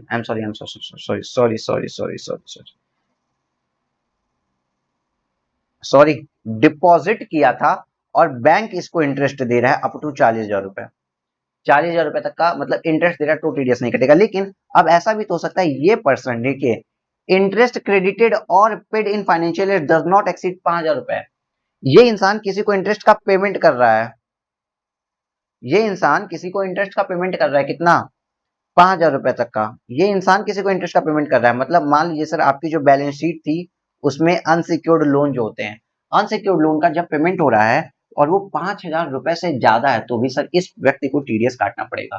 ठीक है, ठीक है सर। देखिए यहाँ पे लिखा हुआ है interest credited or paid in financial year does not exceed 5,000 रुपए, 5,000 रुपए तक है तब तो मत काटो, लेकिन 5,000 रुपए से जैसे एक्सीड कर गया तो आपको टीडीएस काटना पड़ेगा। क्लियर है? यस सर, क्लियर है। अब बात करें सर हम लोग, अगर सर कोई पार्टनरशिप फर्म है, अगर सर कोई पार्टनरशिप फर्म है, वो अगर इंटरेस्ट का पेमेंट करती है अपने पार्टनर को, तो सर वहां पे भी टीडीएस की ये प्रोविजन नहीं आएगी। अगर देखिए देखिए देखिए इधर, interest paid credited in respect of deposit, यही मैं बता रहा था, under any scheme formed by central government, अगर आप कर रहे हैं सर वहां पे भी सेंट्रल गवर्नमेंट को ही मतलब सेंट्रल गवर्नमेंट वाली स्कीम में अगर डिपॉजिट पे इंटरेस्ट वगैरह आ रहा है तो वहां पे भी टीडीएस नहीं कटेगा। साथ ही साथ एक बात याद रखना, अगर आप पेमेंट करते हैं किसी बैंक को, एक सेकंड देखते हैं हम कहीं कहीं लिखा होगा, अगर आप इंटरेस्ट का पेमेंट करते हैं किसी बैंक को, फाइनेंशियल इंस्टीट्यूशन को, या फिर जो कोऑपरेटिव सोसाइटी होती है जो इंगेज होती है बिजनेस और प्रोफेशन के अंदर, तो फिर आपके ऊपर टीडीएस की इंप्लीकेशन नहीं आती है। एक इंपॉर्टेंट लाइन हम आपको दिखाना चाहेंगे, देखिए, इंटरेस्ट पेड और क्रेडिटेड टू, अगर पेमेंट हो रहा है, आप पेमेंट कर रहे हैं किसको, किसको, बैंकिंग कंपनीज को, कोऑपरेटिव सोसाइटी को जो कि इंगेज है बैंकिंग बिजनेस के अंदर, या फाइनेंशियल कॉर्पोरेशंस को, लाइफ इंश्योरेंस कॉर्पोरेशन, मतलब इंश्योरेंस कंपनी को भी अगर आप पेमेंट कर रहे हैं तो सर तब टीडीएस नहीं कटेगा। इतना क्लियर हो रहा है कि नहीं हो रहा है? थोड़ा सा इंपॉर्टेंट पार्ट है और अब हम इसको स्विच मारने वाले हैं। सर ठीक है, इतना क्लियर हो रहा है। साथ ही साथ एक और इंपॉर्टेंट बात याद रखिएगा, interest under income tax act 1961, मतलब क्या है सर, यहाँ पे जैसे मान लीजिए किसी की टैक्स लाइबिलिटी आई कि सर उसको ना 12 लाख रुपए का टैक्स जमा करना है इनकम टैक्स डिपार्टमेंट के अंदर, उसका इनकम टैक्स आया 12 लाख रुपए, वो बंदा जमा ही नहीं कर रहा है, उसके ऊपर 12 लाख के ऊपर इंटरेस्ट लग गया, समझ लीजिए 1,20,000 रुपए इंटरेस्ट भी लग गया। अब जब चूंकि यहाँ पे क्या हुआ, वो पर्सन, वो बिजनेसमैन वो बिजनेसमैन इंटरेस्ट का पेमेंट कर रहा हो, 40,000 रुपए से ज्यादा का इंटरेस्ट का पेमेंट कर रहा है, यहाँ 5,000 रुपए से भी ज्यादा का इंटरेस्ट का पेमेंट कर रहा है, तो सर वो क्या करे? अब इनकम टैक्स डिपार्टमेंट को पेमेंट कर रहा है तो क्या टीडीएस काटे? नहीं भाई, टीडीएस काट के उसी को तो जमा कराओगे। मतलब आप टीडीएस काटेंगे तो इनकम टैक्स डिपार्टमेंट को तो जमा कराते हैं, तो काटने की जरूरत ही नहीं है। तो यहाँ लिखा है interest under income tax act 1961, यहाँ पे कोई भी टीडीएस काटने की जरूरत नहीं होती है। इतना क्लियर हो रहा है कि नहीं हो रहा है सर? हो रहा है। और इसके साथ साथ मैं आपको बताता हूँ 194 ए के अंदर ये बहुत सी तमाम लाइंस लिखी हैं, इसको आप खुद एक बार रीड कर लीजिएगा, आपको कहीं से भी कोई इशू नहीं आने वाला है। क्यों नहीं पढ़ा रहे हो सर? कितना पढ़ाएंगे यार, एग्जाम स्पेसिफिक पढ़ा रहे हैं जिसपे क्वेश्चंस पूछता है। बाकी वो ऐसी लाइंस है जैसे कि यार बैंक्स को अगर आप पेमेंट करते हैं, जैसे मैंने यहाँ पे लिख दिया कोऑपरेटिव सोसाइटी, तो उन्होंने पूरा बड़ा सा लिखा है कि कोऑपरेटिव सोसाइटी जो कि बैंकिंग बिजनेस में ही इंगेज होनी चाहिए, insurance company and all that. तो उसको आप एक बार जनरल रीडिंग करो, उसमें कुछ भी ऐसा नहीं है जो आपको समझ में नहीं आ सकता। अब एक बात समझो, अब लीजिए सर मजे, टैक्स प्लानिंग करने वाले एक आदमी को पकड़ के लाते हैं सर लोग। टैक्स प्लानिंग, ये बंदा क्या करता है? Tax planning. इसका क्या नाम है? चतुर। चतुर भैया सोचते हैं कि अगर हमको, चतुर भैया ने कहा कि अगर इनको बैंक से 40,000 रुपए से ज्यादा का इंटरेस्ट मिल गया तो सर बैंक टीडीएस काट लेगा। बैंक टीडीएस काट लेगा कितना? 10% से। चतुर भैया चले होशियार, चतुर भैया बने होशियार, उन्होंने कहा इनका खाता आई एम सॉरी, इनका खाता है एसबीआई में। चतुर भैया बने होशियार, इन्होंने कहा एसबीआई में मेरा अकाउंट है और मेरे साथ कोई मत लिखना, मैं यहाँ पे 1 लाख रुपए जमा करवा दूंगा एसबीआई में। एसबीआई में यहाँ पे एसबीआई का D1 ब्रांच में 1 लाख, D2 ब्रांच में 1 लाख, D3 ब्रांच में, उसी शहर की तीसरी ब्रांच में 1 लाख रुपए जमा करा दिए, उसी शहर की चौथी ब्रांच में 1 लाख रुपए जमा करवा दिए, उसी शहर हो या कहीं की भी हो यार, वहां की 5वीं ब्रांच में 1 लाख जमा करवा दिए, उसी बैंक की 6वीं ब्रांच में 1 लाख रुपए जमा कर दिए। मतलब एसबीआई की D1 ब्रांच थी, D2 ब्रांच थी, D3, D4, D5, D6, SBI के डिफरेंट ब्रांचेस में, एक सेम बैंक के डिफरेंट ब्रांचेस में उन्होंने अलग अलग रुपए जमा करा दिए। और अब इनको इंटरेस्ट का पैसा मिल रहा है 10%, मतलब 10,000 रुपए इनको इंटरेस्ट आ रहा है एट द रेट 10% के रेट से। इनको 10,000 रुपया साल भर का इंटरेस्ट मिलता है, 10,000 रुपया साल भर का इंटरेस्ट मिलता है। क्लियर है? हाँ सर क्लियर हो गया, 10,000 रुपया साल भर का इंटरेस्ट मिलता है। अब चतुर भैया क्या सोच रहे हैं? चतुर भैया एकदम खुश हैं कि भाई साहब इन्होंने तो कर दी टैक्स प्लानिंग, किसी भी ब्रांच से 40,000, कोई भी ब्रांच, कोई भी एक ब्रांच आपको 40,000 रुपए से ज्यादा का तो इंटरेस्ट दे ही नहीं रही है। हर एक ब्रांच देखिए तो 10,000 रुपए तक का इंटरेस्ट दे रही है आपको, तो टीडीएस नहीं कटेगा। लेकिन ऐसा नहीं है चतुर्देव, ऐसा नहीं है। ये जो एसबीआई है, ये एसबीआई क्या फॉलो करती है? Core banking solution, CB, core core banking solution मतलब सीबीएस फॉलो करती है। कोर बैंकिंग सॉफ्टवेयर होता है इनका। जिसको इसके बारे में ज्यादा जानना है मेरे YouTube चैनल पे जाइएगा, सीए फाइनल इंटर क्लासेस पे, चैप्टर नंबर 5 की ईआईएस के सारी वीडियोस पढ़े, आप कर लीजिए, आपको समझ में आएगा। तो कोर बैंकिंग सिस्टम फॉलो करते हैं जिससे ये सबका डाटा इंटर रिलेटेड हो जाता है, सारी ब्रांचेस का डाटा इंटर रिलेटेड हो जाता है। तो एसबीआई को दिखता है कि इनको इस साल में टोटल पेमेंट गया है 60,000 रुपीज इंटरेस्ट का, तो सर एसबीआई क्या करेगी पता है? 194 ए के अंदर इनका टीडीएस काट लेगी, इनका टीडीएस काट लेगी। जब इंटरेस्ट का पेमेंट करेगी तो एसबीआई इनका टीडीएस काटेगी, 6,000 रुपए इनका टीडीएस कटेगा और 54,000 रुपीज की इनको पेमेंट दे दी जाएगी। इतना क्लियर हो रहा है? इतना क्लियर हो रहा है कि नहीं हो रहा है ये बता दो। हाँ सर इतना तो क्लियर हमको हो रहा है। तो सर बैंक ऐसा काम कर जाएगी, ठीक है। लेकिन सर अब चतुर भैया तो रोएंगे, चतुर भैया तो रोने लगे, चतुर भैया रोने लगे। लेकिन अब बताइए, चतुर भैया ने एक और चालाकी की थी। चतुर भैया की तरह एक और थे, चालू जी एक और थी, उन्होंने पता है क्या किया? उनके पास भी थे 6 लाख रुपए, ठीक है। अब उन्होंने क्या किया? उन्होंने इलाहाबाद बैंक में 1 लाख रुपए जमा किए, ठीक। उन्होंने उसके बाद एसबीआई में 1 लाख रुपए जमा किए, बस बातें सुनना। उसके बाद उन्होंने पीएनबी के अंदर 1 लाख रुपए जमा किया, उसके बाद उन्होंने 1 लाख रुपए पीएनबी, उसके बाद CBI central bank of India के अंदर उसने 1 लाख रुपए जमा किया, एचडीएफसी के अंदर उसने 1 लाख रुपए जमा किए, उसके बाद बैंक ऑफ बड़ौदा पकड़ लेते हैं सर, उसमें उन्होंने 1 लाख रुपए जमा किए। और हर बैंक से इनको 10% का इंटरेस्ट मिला, मतलब यहाँ से भी इनको 10,000 रुपए का इंटरेस्ट मिला, यहाँ से भी 10,000 रुपए, यहाँ से भी 10, यहाँ से भी 10, यहाँ से भी 10, यहाँ से भी 10, इनको टोटल इंटरेस्ट मिला 60,000 रुपीज का।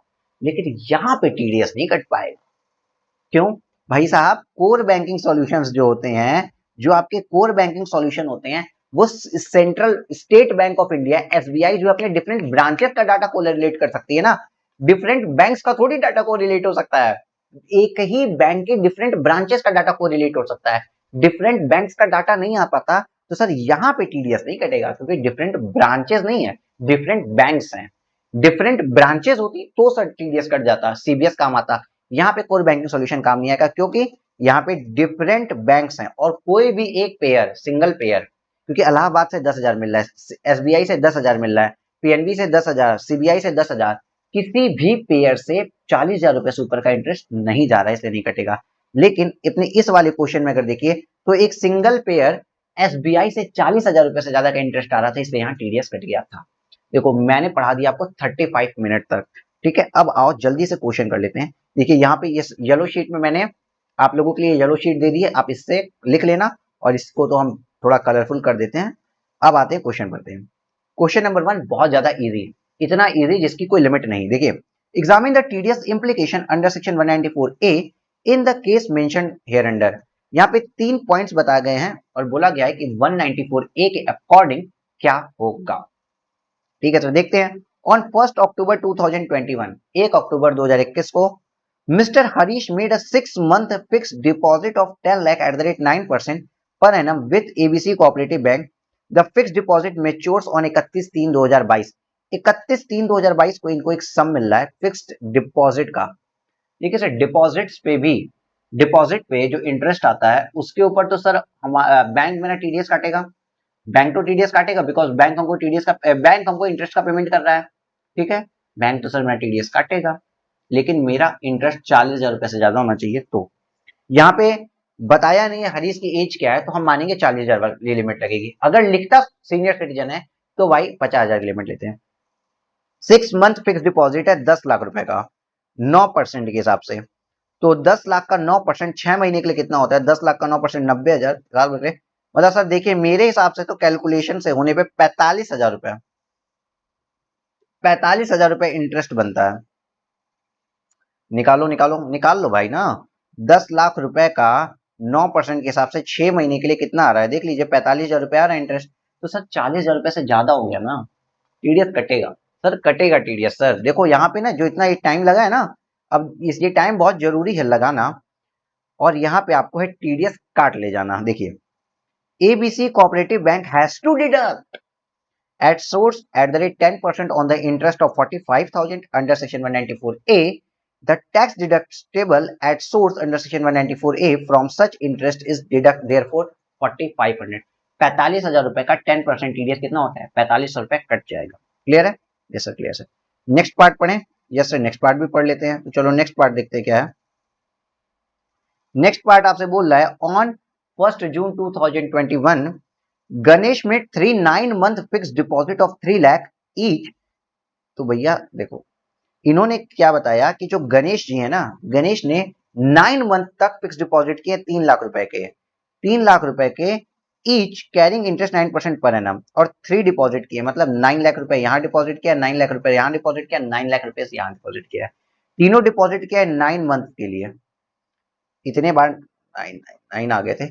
3 लाख रुपीज यहाँ डिपॉजिट किया है, 3 लाख रुपीज यहाँ डिपॉजिट किया है, 3 लाख रुपीज यहाँ डिपॉजिट किया है, 3 अलग अलग जगह पे 3 लाख रुपीज डिपॉजिट किए हैं 9 मंथ के लिए, 9 मंथ के लिए, ठीक है। और इंटरेस्ट रेट कितना है आपका? इंटरेस्ट रेट भी आपका 9%। इंटरेस्ट रेट कितना है आपका? 9%। ठीक ठीक है सर, आ गई है। तो 3 जगह कौन कौन सी थी? Dwarka branch, Janakpuri branch and Rohini branch of XYZ bank.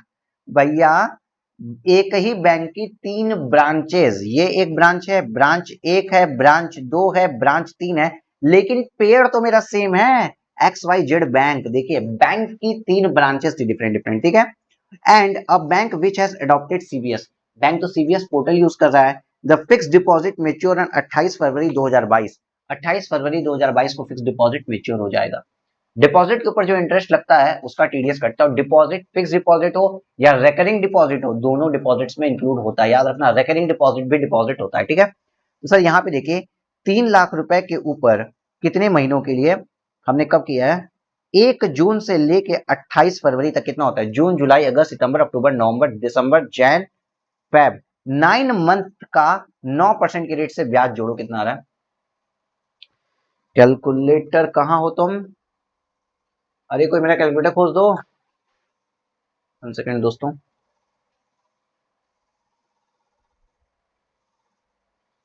चलिए कैलकुलेटर मिल गया मुझे। 3 लाख रुपीज का 9% डिवाइड बाई 12 × 9 मंथ के लिए होता है 20,200, कितना दिख रहा है, 20,250 रुपए।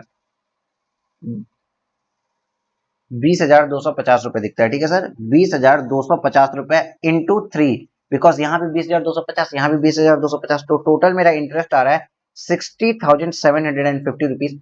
40,000 रुपए से ज्यादा हो गया तो सर यहाँ पे क्या टीडीएस कटेगा? बिल्कुल कटेगा। देखो एक ही बैंक की 3 ब्रांचेस है, 3 अलग अलग बैंक होते तो टीडीएस नहीं कटता, ठीक है। आइए देखिए क्वेश्चन में क्या लिखा हुआ है।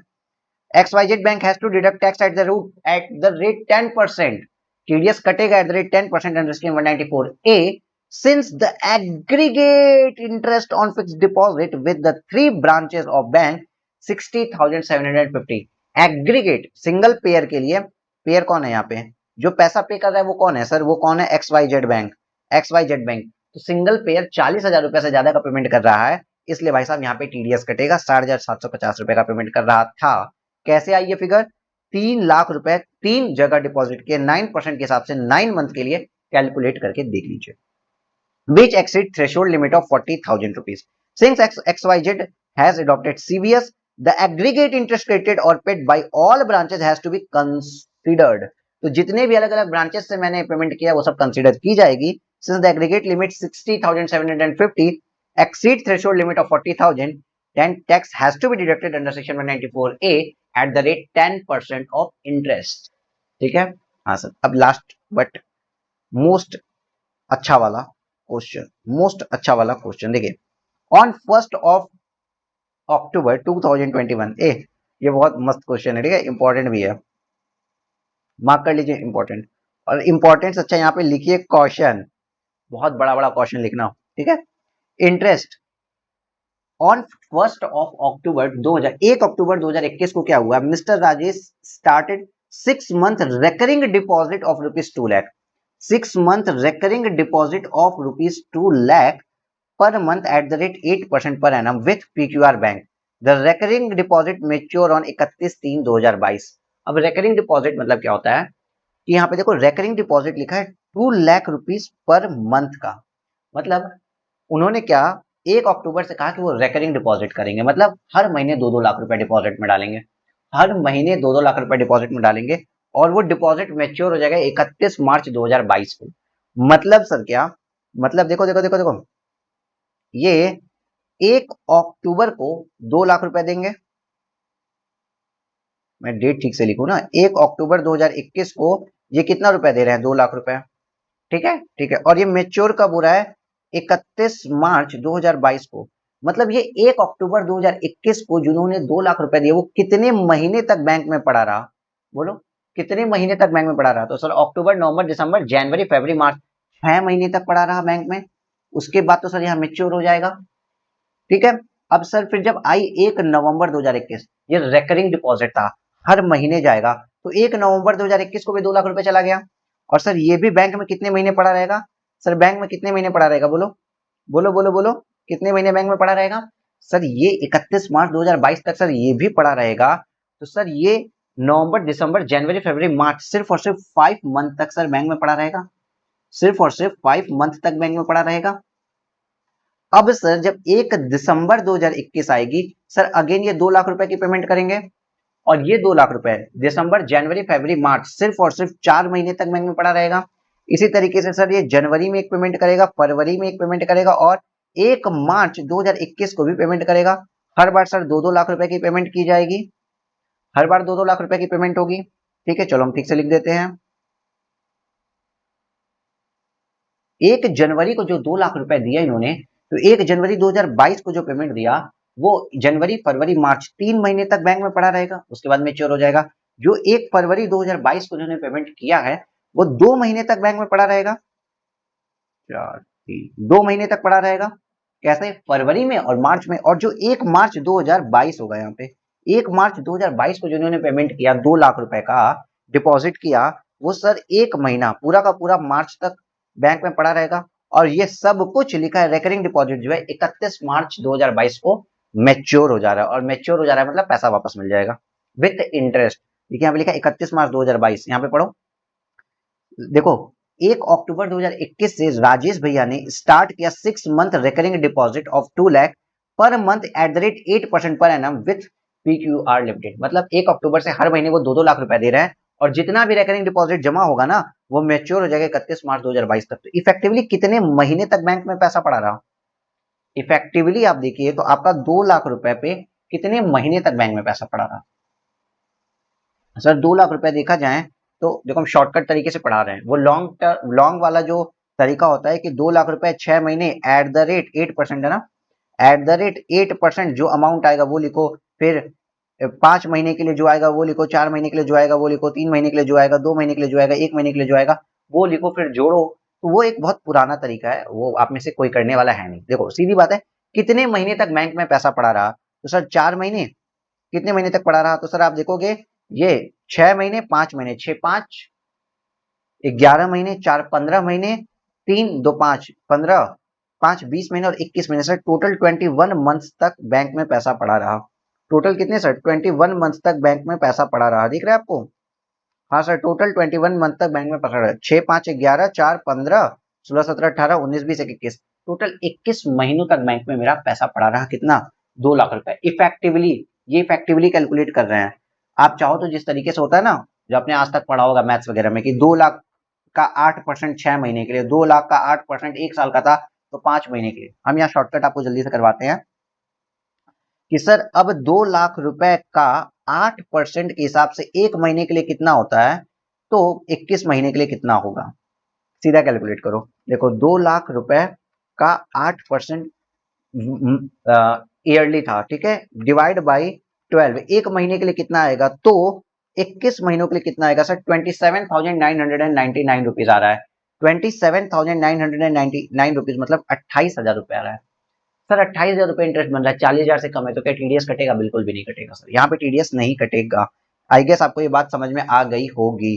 तो देखिए यहाँ पे लिखा है no tax has to be deducted under section 194A by PQR bank on the interest of 28,000 falling due recurring deposit on 31 March 2022 to Rajesh since such interest does not exceed the threshold limit of 40,000 rupees. 40,000 रुपए का threshold cross नहीं कर पाया, इसलिए TDS नहीं कटेगा। TDS समझ में आया आपको? टीडीएस क्यों कटता है, इसके पीछे का लॉजिक क्या था, टीडीएस कटने का क्यों कटता है, और क्या छोटी छोटी चीजों को आपको ध्यान देना पड़ेगा टीडीएस के लिए। टीडीएस बहुत इंपॉर्टेंट है और मजा भी अब आपको आएगा बहुत ज्यादा करने में। तो चलो आज की क्लास में यही रखते हैं, 1 घंटे पे ही छोड़ते हैं आज की क्लास। इसके बाद हम कल स्टार्ट करेंगे 194C, वो भी बहुत ज्यादा इंपॉर्टेंट है। Take care, bye bye, happy reading. Hello everyone. Sir देखिए अभी तक हमने इलस्ट्रेशन 1 किया, अपना टीडीएस का 194 किया। हम टीडीएस टॉपिक को सेक्शन वाइज कराएंगे। ये टीडीएस टॉपिक सेक्शन वाइज ज्यादा इजी पड़ता है, और हर एक सेक्शन पे ना डेडिकेटेड क्वेश्चन है, तो आपका सेक्शन वाइज हम क्वेश्चन कवर करेंगे, आपको बहुत ज्यादा सिंपल पड़ने वाला है। आते हैं अगर अपने क्वेश्चंस के ऊपर चलते हैं सर, तो देखिए अब नेक्स्ट कौन सी सेक्शन सर पढ़ाओगे? तो 194C को हम देखेंगे। 194C, सी मतलब कॉन्ट्रैक्ट, ओके। 194C, सी मतलब कॉन्ट्रैक्ट। तो सर कॉन्ट्रैक्ट्स के ऊपर जो टीडीएस कट रहा है ना, वो 194C के अंदर कटेगा। अब ये वाली जो पेज है आपका येलो पेज, इससे आप लोग कॉपी कर लेना, मैं आपको पढ़ा देता हूं। सर हम आपको पढ़ाएंगे 194C in this sheet. Sir आज तक आप हमें लिखवाते थे, इसके पहले के दो मतलब जब भी आपने क्लासेस कराई लास्ट 2 ईयर से आप हमें लिखवाते हो, इस बार ये रेडीमेड नोट्स क्यों दे रहे हो सर? बिकॉज किसी को लिखने का मन नहीं कर रहा आजकल, आजकल सबको रेडीमेड नोट्स चाहिए, ठीक है। तो रेडीमेड नोट्स दे रहे हैं, बट मेक श्योर जिसको जिसको अच्छे नंबर से पास होना है ना, इन नोट्स को खुद लिखेगा। मैंने सारे पीडीएफ दे दिए हैं, सब आप लोगों के पास है। एप्लीकेशन में जाइए, आपको स्टडी मटेरियल के अंदर सब कुछ मिल जाएगा, सारे पीडीएफ मिल जाएंगे, चैप्टर वाइज मिल जाएंगे बॉस। जो लिखना हो वहां से लिख लेना, बट अगेन लिख जरूर लीजिएगा सर, ठीक है। आइए सर पढ़ते हैं 194C। सर 194C किस चीज के बारे में बात कर रहा है? तो सर जैसा कि आपने बताया कि ये जो 194C होता है ना सर, सी मतलब कॉन्ट्रैक्ट। तो कॉन्ट्रैक्ट का जब हम पेमेंट किसी को कर रहे होते हैं, तो वहां पे गवर्नमेंट को क्या करना है? ट्रांजेक्शन को ट्रेस करना है। सर गवर्नमेंट को क्या करना है, गवर्नमेंट को ट्रांजैक्शन को ट्रेस करना है, तो गवर्नमेंट कॉन्ट्रैक्ट के ट्रांजैक्शन को भी ट्रेस करना चाहती है।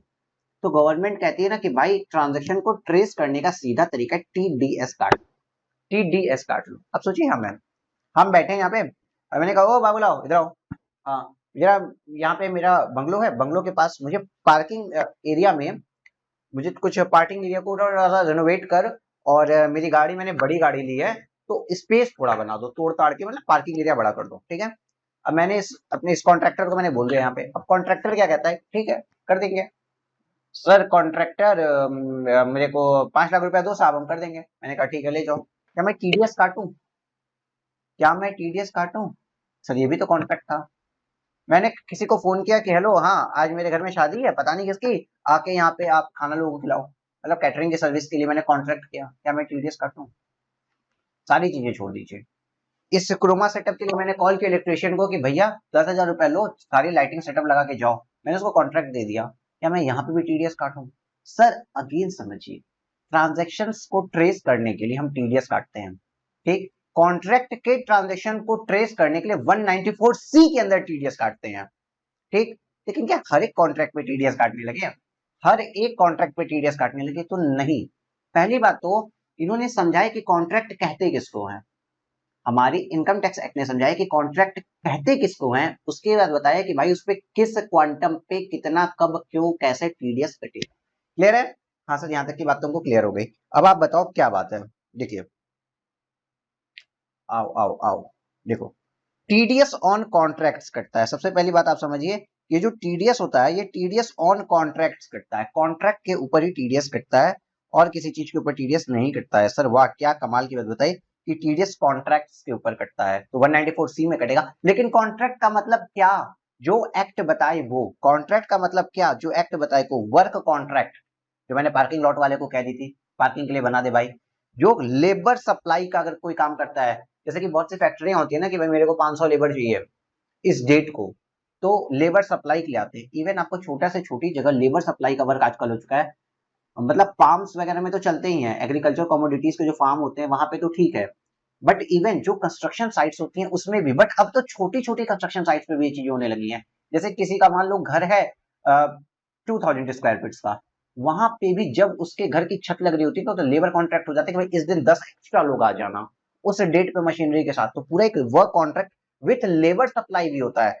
वर्क कॉन्ट्रैक्ट तो दे दिए कि भाई आके छत बना दो, लेबर सप्लाई दे दी कि उस दिन 10 आदमी को भी भेज देना, दोनों चलते रहते हैं। कैटरिंग का बिजनेस, आओ खाना खिलाओ जाओ।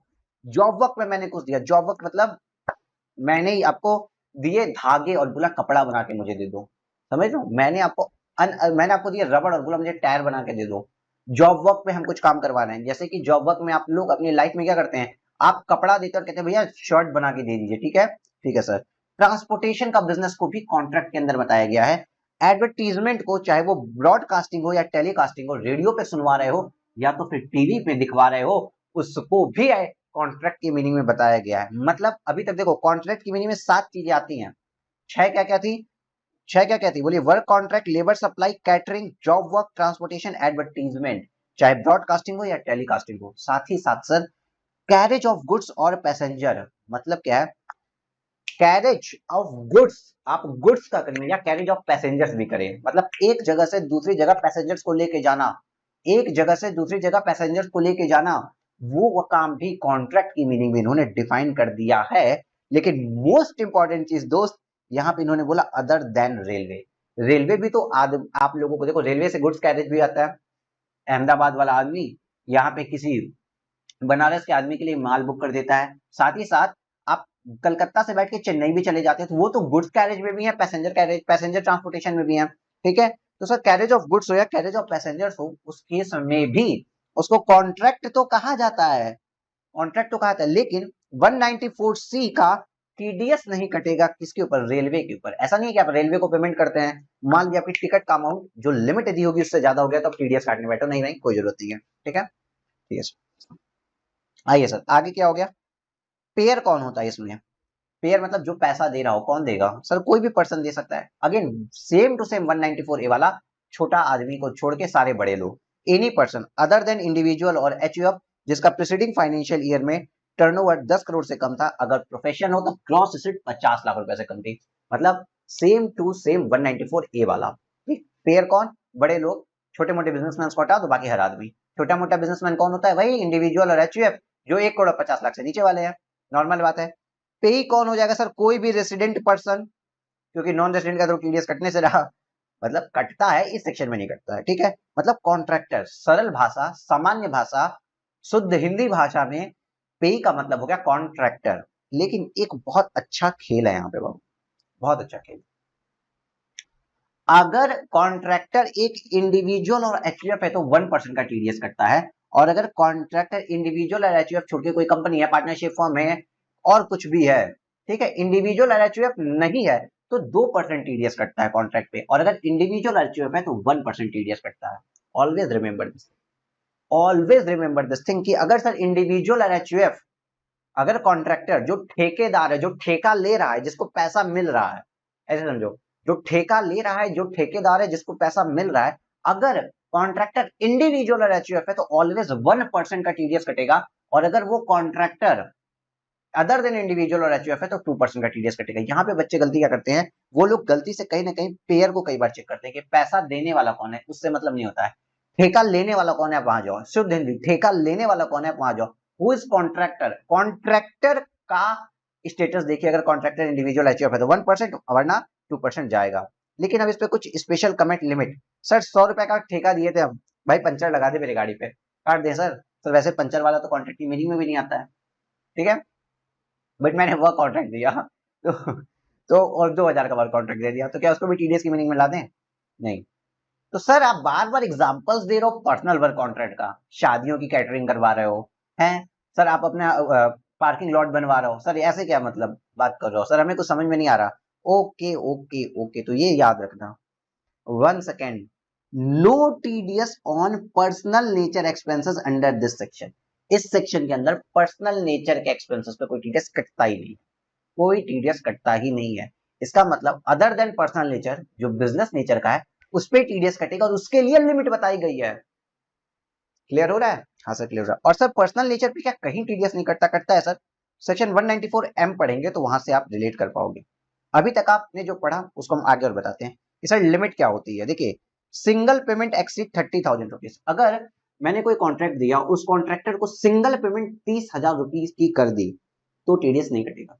अगर 30,000 रुपए से ज्यादा कर दी तो टीडीएस कटेगा। सर देखो यहाँ पे लिखा है सिंगल पेमेंट एक्सीड्स 30,000, तब टीडीएस कट जाएगा। टीडीएस पे सही कट है, ठीक है, तभी टीडीएस कटेगा। या फिर एग्री, अब मेरा क्या, मैं तो बहुत होशियार आदमी हूँ ना, पता है आपको, तो बहुत समझदार हूँ।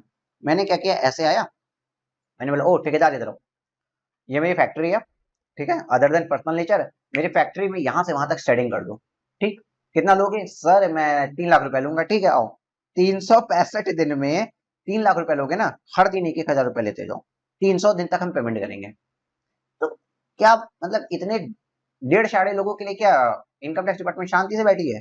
इनकम टैक्स डिपार्टमेंट ने कहा कि अगर सिंगल पेमेंट आपका 30,000 रुपए से ज्यादा हो जाता है तो आपके ऊपर टीडीएस की इम्प्लीकेशन लग जाएगी। साथ ही साथ अगर एग्रीगेट लिमिट एक्सीड हो जाती है 1 लाख रुपीज की भी, तो भी टीडीएस देना पड़ेगा। मतलब हमने किसी आदमी को बुलाया और इस ठेकेदार को पकड़ा हमने, और ठेकेदार से कहा ओ ठेकेदार साहब, हाँ आप ये वाला ये काम कर दो, ये लो 20,000, ये लो 20,000, ये लो 20,000, ये लो 10,000, ये लो 15,000। ठीक है, सिंगल पेमेंट कोई भी आपकी 30,000 से तो एक्सीड नहीं की, लेकिन उस सेम कॉन्ट्रैक्टर को, इधर देखिए, उस सेम कॉन्ट्रैक्टर को साल भर में जो पेमेंट की वो 1 लाख से भी अगर एक्सीड कर गए ना, तो भी 194C आ जाएगा। क्लियर? Yes sir. साथ ही साथ एक छोटा सा मैं आपको डिटेल देना चाहूंगा कि जो ट्रांसपोर्टेशन का बिजनेस होता है, ट्रांसपोर्टर्स होते हैं, उनके केस में टीडीएस नहीं काटना पड़ेगा यदि नो टीडीएस, इफ सुनिए, नो टीडीएस अगर वो, पहली बात तो रेलवे से जा रहे हैं, मैंने बता दिया रेलवे वालों पे टीडीएस नहीं कटता है। साथ ही साथ अगर जो ट्रांसपोर्टर है ना, याद करो सेक्शन का नाम आप लोग मुझे व्हाट्सएप करो, ठीक है, मैंने एक जगह आपको पढ़ाया था पीजीबीपी में कि ट्रांसपोर्टेशन वाले बिजनेस को 44A यार, याद करो ना, जहां मैंने आपको ये बताया था कि sir 10 not more than 10 vehicle उसने ओन किए हैं तो सर उसको प्रेजेंटिव टैक्सेशन का बेनिफिट मिल जाएगा।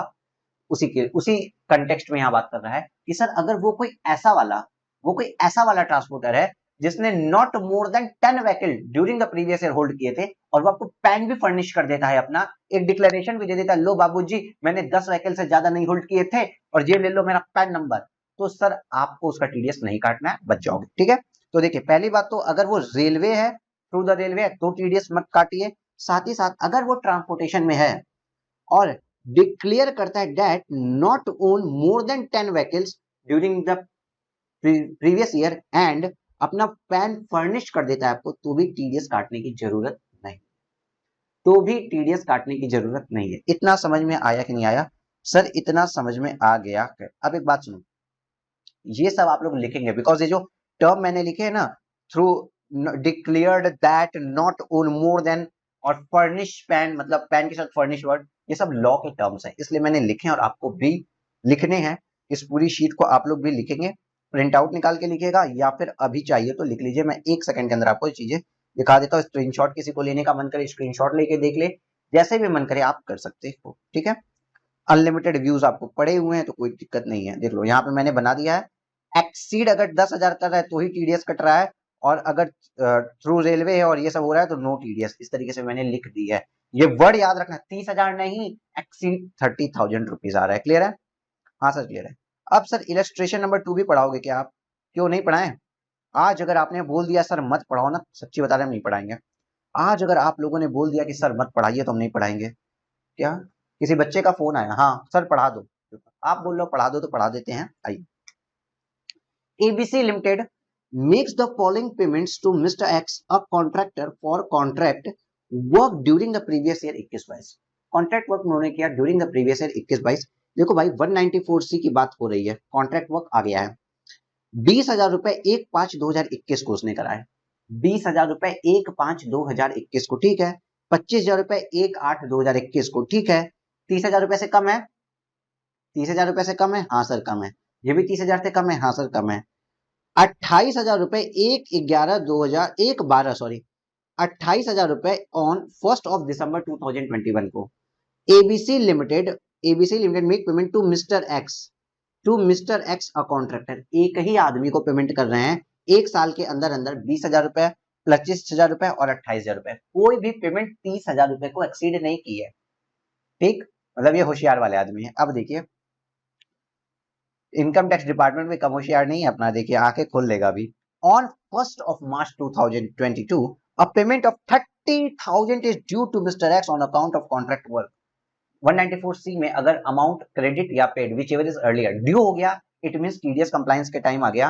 जैसे अगर टोटल करें हम लोग तो देखिए सर 20,000 प्लस 25,000 प्लस 28,000 कितना होता है? 25 plus 20 plus 28 is equal to, sir यहां तक तो 73,000 रुपीज इन्होंने पेमेंट की थी मिस्टर एक्स को, बट जैसे ही ये 30,000 रुपए भी आ गया ना सर, ये हो गया 1,03,000 रुपए, और और और और और और एग्रीगेट लिमिट एक्सीड कर गई 1,00,000 रुपए से इनकी।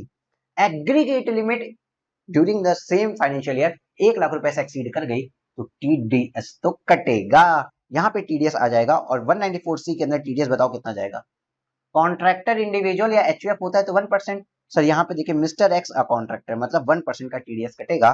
तो सर 1,03,000 का 1% कितना होता है? 1,030 रुपए। 1,030 रुपए का टीडीएस कटेगा किस सेक्शन में? जल्दी बोल दो, जल्दी बोल दो। 194C के अंदर। कब कटेगा सर? 1 मार्च 2022 को। 1 मार्च 2022 को सर टीडीएस कटेगा 1,030 रुपए का अंडर सेक्शन 194C। तो सर टीडीएस काटने के बाद बचा हुआ अमाउंट मिस्टर एक्स को दिया भी तो जाएगा। कितना दिया जाएगा? तो देखिए 30,000 माइनस 1,030 अगर हम करते हैं तो सर 28,970 रुपए दे दिया जाएगा उसको। ये तो चला गया गवर्नमेंट के खाते में मिस्टर एक्स के नाम पे, और मिस्टर एक्स के हाथों में दे दिया जाएगा 30,000 रुपए में से ये 1,030 माइनस करने के बाद 28,970 रुपए जो आ रहे हैं ये मिस्टर एक्स को दे दिया जाएगा। क्लियर है सर? तो discuss whether ABC Limited is liable to deduct tax at source under section 194C from the payment made to Mr. X। yes, 194C के अंदर इनको टीडीएस काटने की लाइबिलिटी तो इनके ऊपर आ ही रही है। कितने रुपए की आदि हमने निकाल दिया, और कितना अमाउंट मिस्टर एक्स को देना पड़ेगा ये भी निकाल दिया हमने, सब कुछ निकाल दिया इन फ्यू सेकेंड्स। बहुत इजी हो जाएगा आपके लिए टीडीएस, बस एक बार मेरे साथ पढ़ लो भाई, और वो चार्ट खुद से बनाना। चलो solution. In case the individual contract payment made to mister X does not exceed 30,000। यहाँ पे क्या हुआ है, 30,000 रुपए से इंडिविजुअल पेमेंट एक्सीड नहीं कर रही है। However, since the aggregate amount paid to Mr. X during financial year exceeds 1 lakh, लेकिन मिस्टर एक्स को जो पेमेंट की गई है वो एक साल के अंदर 1 लाख रुपए से ज्यादा की हो गई है, on account of last payment of 30,000 due to 1 March 2022, taking the total of 73,000 to 1,03,000। मतलब क्या कह रहा है कि सर जो लास्ट पेमेंट आपकी हो ना 30,000 रुपए की, उसके कारण 73,000 73,000 से 1,03,000 पे आपका पेमेंट चला गया, 1 लाख से एक्सीड कर गया। Hence, the TDS under section 194C would get attracted।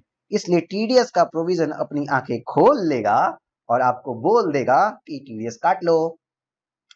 Tax has to be deducted 1% on the entire amount of 1,03,000।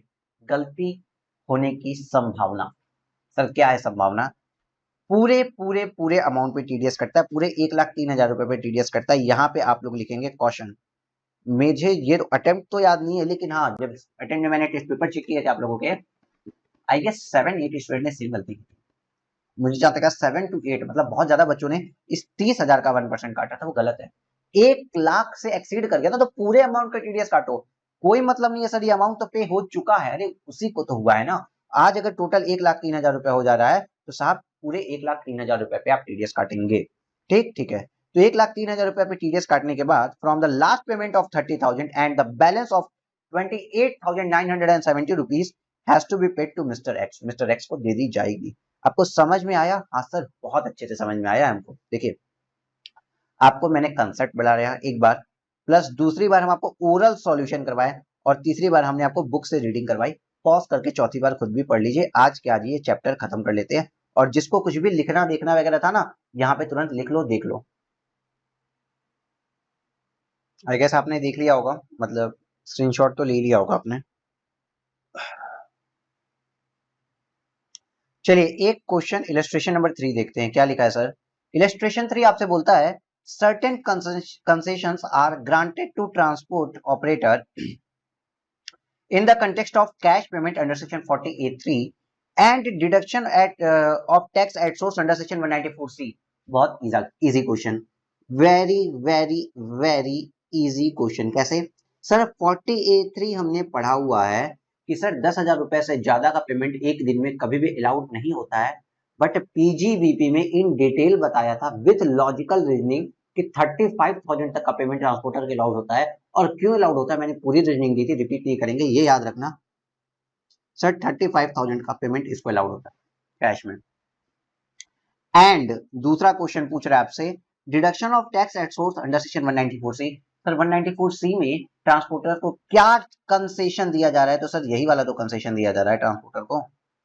Sir यही वाला तो कंसेशन दिया जा रहा है कि ट्रांसपोर्टर अगर रेलवे वाला है तो टीडीएस नहीं लगता है, या तो फिर जो ट्रांसपोर्टर है वो डिक्लेयर्ड कर देता है दैट नॉट ओन, की वो नहीं ओन करता है मोर than 10 vehicle in a previous year और अपना पैन भी फर्निश कर देता है। तो सर ऐसी सिचुएशन में क्या होता है, ट्रांसपोर्टर का भी टीडीएस नहीं काटते। तो यही दो कंसेशन दिए, इसी को लिखा है भाई, इसी को जम के लिखा होगा उन्होंने। और ये चीजें ना आपको अच्छे से पता है यार आपको। देखो पढ़ा दें कि छोड़ दें? पढ़ा दो सर। चलो section 40A3 provide for disallowance of expenditure incurred in respect of which payment और aggregate of payment made to a person in a day exceed rupees 10,000। Sir पुरानी बात, 10,000 से ज्यादा अगर एक्सीड कर गया किसी को पेमेंट तो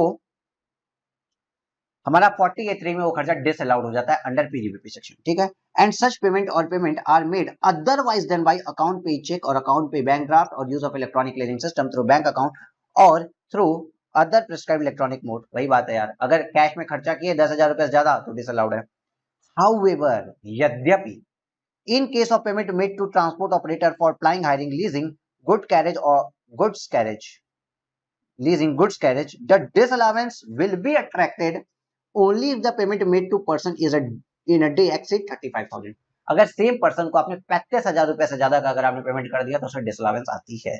Therefore, payment of aggregate payment of rupees 35,000 in a day can be made to transport operator otherwise than by way of account pay check, ECS other clear, ECS मतलब इलेक्ट्रॉनिक क्लियरिंग सिस्टम वगैरह जो भी बताया गया उसके हिसाब से आप उसको छोड़ के कैश में 35,000 रुपए तक दे सकते हैं। साथ ही साथ अंडर सेक्शन 194C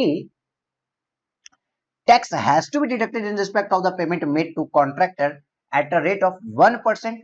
1% कब? अगर कॉन्ट्रैक्टर हमारा इंडिविजुअल और एचयूएफ है, और 2% कब? अगर अदर देन इंडिविजुअल और एचयूएफ है। ठीक है, ठीक है सर। तो भैया ये हमको पता चल गया 194C में टीडीएस का रेट क्या होता है। ये बोल रहे हैं कि 194C से छूट कब मिल जाएगी ट्रांसपोर्टर को? अगर देखो, no deduction is required to made from any sum credited or paid or likely to be credited or paid during the previous year on the account of a contractor. अगर आप contractor को ये pay करने वाले हैं for the during the course of business for plying, hiring or leasing of goods carriage if the following condition are fulfilled. मतलब अगर आप अपने बिजनेस में ट्रांसपोर्टर को पेमेंट करने वाले हैं और ये कंडीशन सेटिस्फाई कर गई तो भाई टीडीएस मत काटो। कौन सी कंडीशन है? He owned 10 or less goods carriage at any time during the previous year। मतलब साल भर में 10 से ज्यादा व्हीकल ओन न किया हो, ओन न किया हो। याद करिए वो अपना पीजीबीपी, यहाँ पे मैंने दिखाया था कि साल में शुरुआत में 7 उसके पास ट्रक थी, साल भर में उसके पास 11 ट्रक हो गए, उसके बाद उसने एक बेच दिया तो ईयर एंड में उसके पास 10 ही ट्रक बचे। लेकिन एक सिंगल टाइम पूरे साल भर में एक दिन ऐसा आ रहा था जब उसने 10 से ज्यादा ट्रक्स को ओन करके रखा था, 11 ट्रक ओन करके रखा था। ईयर एंड पे 10 होगा, उससे कोई मतलब नहीं है बॉस। एक 10 से ज्यादा ओन कर लिया था ना, तो वहां पे उसको 44A का वो रिप्रेजेंटेटिव नहीं मिल रहा था। वही यहाँ बात लिखी है कि वो किसी भी ओन 10 और less goods carriage any time during the previous year. 10 vehicle से कम ही उसके पास होनी चाहिए, 10 या उससे कम होने चाहिए। He engage in the business of flying, hiring and or leasing of goods carriage. ठीक है, वो भैया ये ट्रांसपोर्टेशन के बिजनेस में होना चाहिए। और he has furnished declaration of this effect along with pan. और वो भैया आपको बताए तो आके कि भाई साहब, हाँ आप मेरा टीडीएस मत काटना क्योंकि मेरे पास 10 से कम गुड्स हैं, और ये डिक्लेरेशन ले लीजिए जो मैं बता रहा हूँ, और ये ले लीजिए मेरा पैन। अगर वो आपको दोनों दे देगा तो आप टीडीएस से बच जाएंगे, आपको टीडीएस काटने की नीड नहीं है। क्लियर? हाँ sir clear, sir crystal clear. आइए 194D अब एक सेक्शन पढ़ते हैं। आओ 194D। यार आप लोग को लिखवाने का मन कर रहा है बट आप लोग टाइम अलाउ नहीं करते हैं। चलिए रेगुलर बैचेस में लिखवाएंगे एक एक चीज, हम नोट्स बनवाएंगे ऐसे कि पढ़ के मजा ही आ जाए। 194D के बारे में बात करते हैं। डी मतलब क्या सर? डी से हम याद करें, डैमेज का डर है आपको किसी चीज के, आपको डी फॉर डैमेज का, डी फॉर डर है, इस तरीके से याद कर लेते हैं। डर, अगर आपको किसी चीज को डर है डैमेज होने का तो आप क्या करते हो? आपको आपकी गाड़ी चोरी होने का डर है, आप इंश्योरेंस करवाओगे। सर चालान का डर है, अरे डर तो है ना, भले ही चालान का डर क्यों ना हो है। तो डर के कारण डैमेज से बचने के लिए आप क्या करा रहे हो? इंश्योरेंस करवा रहे हो। तो सर इंश्योरेंस कैसे होता है भारत में? देखिए इंश्योरेंस कैसे होता है, जैसे समझो सर, यहाँ पे कोई मार्कर छोटा नहीं है क्या?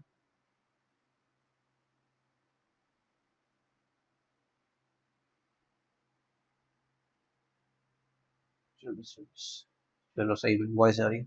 मान लेते हैं सर आपने कभी भी इंडिया में, जैसे कोई कंपनी है new India insurance company, new India insurance company को आप जानते हो? हाँ सर, मान लीजिए आपको अपनी गाड़ी का इंश्योरेंस करवाना है एग्जाम्पल, या खुद का भी इंश्योरेंस करवा रहे हो, न्यू इंडिया इंश्योरेंस कंपनी ले लीजिए या LIC ले लीजिए। ठीक है, आपको इंश्योरेंस करवाना है। आप कैसे इंश्योरेंस करवाते हो? आप कंपनी के पास चल जाते हो, कंपनी आपके पास चल के आती है अपनी बिल्डिंग लेके, ऐसे ऐसे आई कंपनी और कहीं इंश्योरेंस करवा लो? नहीं, आप कंपनी के पास जाते हो। हाँ, लेकिन इनका जो बिजनेस मॉडल है ना सर, इन कंपनियों का जो बिजनेस मॉडल है वो कुछ ऐसा है कि इन कंपनियों के n नंबर्स ऑफ एजेंट्स होते हैं, इन कंपनियों के बहुत से एजेंट्स होते हैं। ठीक है, और ये एजेंट्स मार्केट में ऐसे घूम रहे होते हैं और वहां पे आपके जैसे शरीफ लोगों को पकड़ते हैं और कहते हैं अपना इंश्योरेंस करवा लो, अपना इंश्योरेंस करवा लो। मतलब LIC कभी डायरेक्ट आपका इंश्योरेंस नहीं कर रही है, वो LIC की जो पॉलिसी बिकती है वो वाया इंश्योरेंस एजेंट बिकती है। LIC की जो पॉलिसी बिकती है वो इस एजेंट के थ्रू आपके पास आती है। इवन आप कभी चेक करिएगा, आप डायरेक्ट किसी भी कंपनी में जाइए और कहिए मुझे इंश्योरेंस करवाना है, जनरल इंश्योरेंस कंपनी में जाइए, मैंने खुद किया है, बाइक लेके गए मुझे इंश्योरेंस करवा दो, बिकॉज हम उस समय जनरल इंश्योरेंस कंपनी का ऑडिट भी कर रहे थे। तो वो जो डायरेक्ट आप कंपनी पहुंचे ना, आपका इंश्योरेंस तो होगा लेकिन पॉलिसी के पीछे देखना किसी ना किसी एजेंट का नाम लिखा होता है, मतलब वो via agent, through the agent हुआ है। इसका मतलब सर इंश्योरेंस का जो बिजनेस है वो एजेंट के थ्रू ही रूट कर रहा होता है ऑलवेज। यस, तो यहाँ पे अब देखिए एक अगेन, सभी लोगों अपनी अपनी आंखें खोलो और मेरे साथ बोलो, हम पढ़ेंगे। देखो ये एक आदमी है, ये आदमी नहीं है, ये कंपनी है। ठीक, LIC, चलो LIC को करते हैं, ठीक है सर LIC है, और ये है आप, आप लोग हैं, आपका नाम आज जिस बच्चे का मुझे को कमेंट था शुभम, ठीक है, शुभम है। अब शुभम ने क्या किया, शुभम कह रहा है मेरा इंश्योरेंस कर दो। शुभम का इंश्योरेंस, ठीक है, शुभम ने इस पकड़ा इस एजेंट को, या इस एजेंट ने पकड़ा शुभम को, ये बोला ठीक है मैं तुम्हारा इंश्योरेंस कर दूंगा। कितने का करवाना है? शुभम ने बोला 1 करोड़ रुपए का मेरा इंश्योरेंस करवाना है। शुभम ने बोला 1 करोड़ का मेरा इंश्योरेंस करवाना है। उसने बोला ठीक है 1 करोड़ का इंश्योरेंस तो हो जाएगा, आप 1.5 लाख रुपए प्रीमियम दे दो, 1.5 लाख रुपीस का प्रीमियम दे दीजिए, ठीक है। 1 करोड़ का इंश्योरेंस चलेगा, 10 साल तक चलेगा, 1.5 लाख रुपए का, 1.5 लाख ज्यादा कम हो गया यार, 15 लाख रुपए का प्रीमियम दे दीजिए, 15 लाख रुपीज का, ठीक है। 7 साल का इंश्योरेंस है, 15 चक्कर 6 साल का इंश्योरेंस है, ठीक है, 6 ईयर का इंश्योरेंस है। वो बोलता है कि आप मुझे 6 ईयर का इंश्योरेंस है तो 15 लाख रुपए पर एनम की आपकी पॉलिसी का प्रीमियम आ रहा है, आप मुझे प्रीमियम दे दो। अब शुभम क्या करेगा, शुभम ने चेक काट के दिया, चेक शुभम जो काटता है ना वो इन फेवर ऑफ LIC काटा। शुभम ने चेक काटा कि यार रफ शीट्स नहीं है यहाँ पे आज। शुभम ने चेक काटा, ये लो ले जाओ चेक, पॉलिसी एजेंट चलो यहाँ से, पॉलिसी एजेंट चेक लिया चल दिया। पॉलिसी बेची किसने? इंश्योरेंस एजेंट ने। पैसा मिला किसे? लाइफ इंश्योरेंस कॉर्पोरेशन को। ये क्या था, बेवकूफ था? नहीं, इसको भी पैसे मिलेंगे, लेकिन पैसे कैसे आएंगे? कमीशन आएगी अब इसको LIC से, ब्लैक पेन कमीशन अब इसको आएगी LIC से, यहां से सर इसको आती है कमीशन।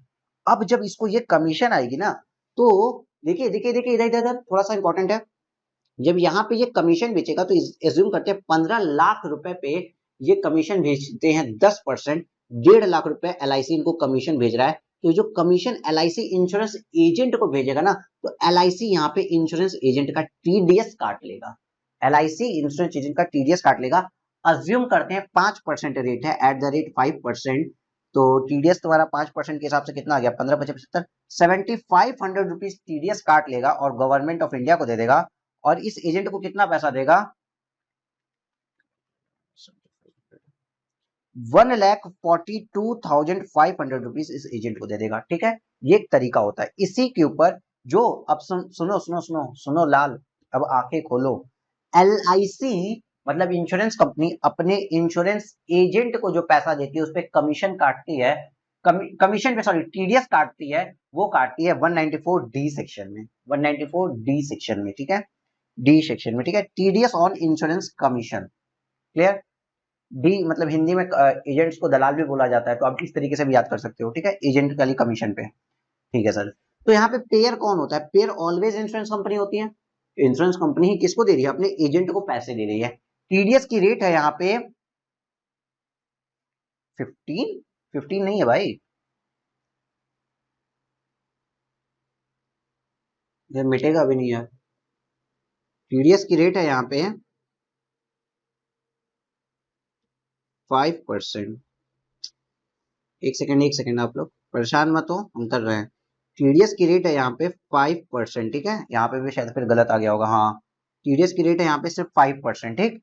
5% की TDS की रेट कटती है अगर कमीशन के लिए सर फिर कोई लिमिट होगी, अगर कमीशन एक्सीड कर जाता है 15,000 रुपए से। मतलब याद रखना, अगर अप टू 15,000 है तो कोई TDS नहीं लगेगा। यहाँ पे गलतियां होती हैं, डॉट 15,000 पे अगर MCQ आ गया तो आप उलट जाएंगे, बट अब याद रखना अप टू 15,000 है तो नो TDS। इसी तरीके से आप लोग भी लिखना up to 15,000 slash no TDS, जिस तरीके से मैंने यहाँ लिखा है। लेकिन अगर एक्सीड 15,000 कर गई ना तो TDS कट जाएगा, किसका? इंश्योरेंस कमीशन पे। सर 194D बता दिया, अब सर 194DA बताइए। डर लगा जिंदगी का, ठीक है, तो आपने क्या किया, पेमेंट करवा दिया इन respect of life insurance policy, payment in respect of life insurance policy.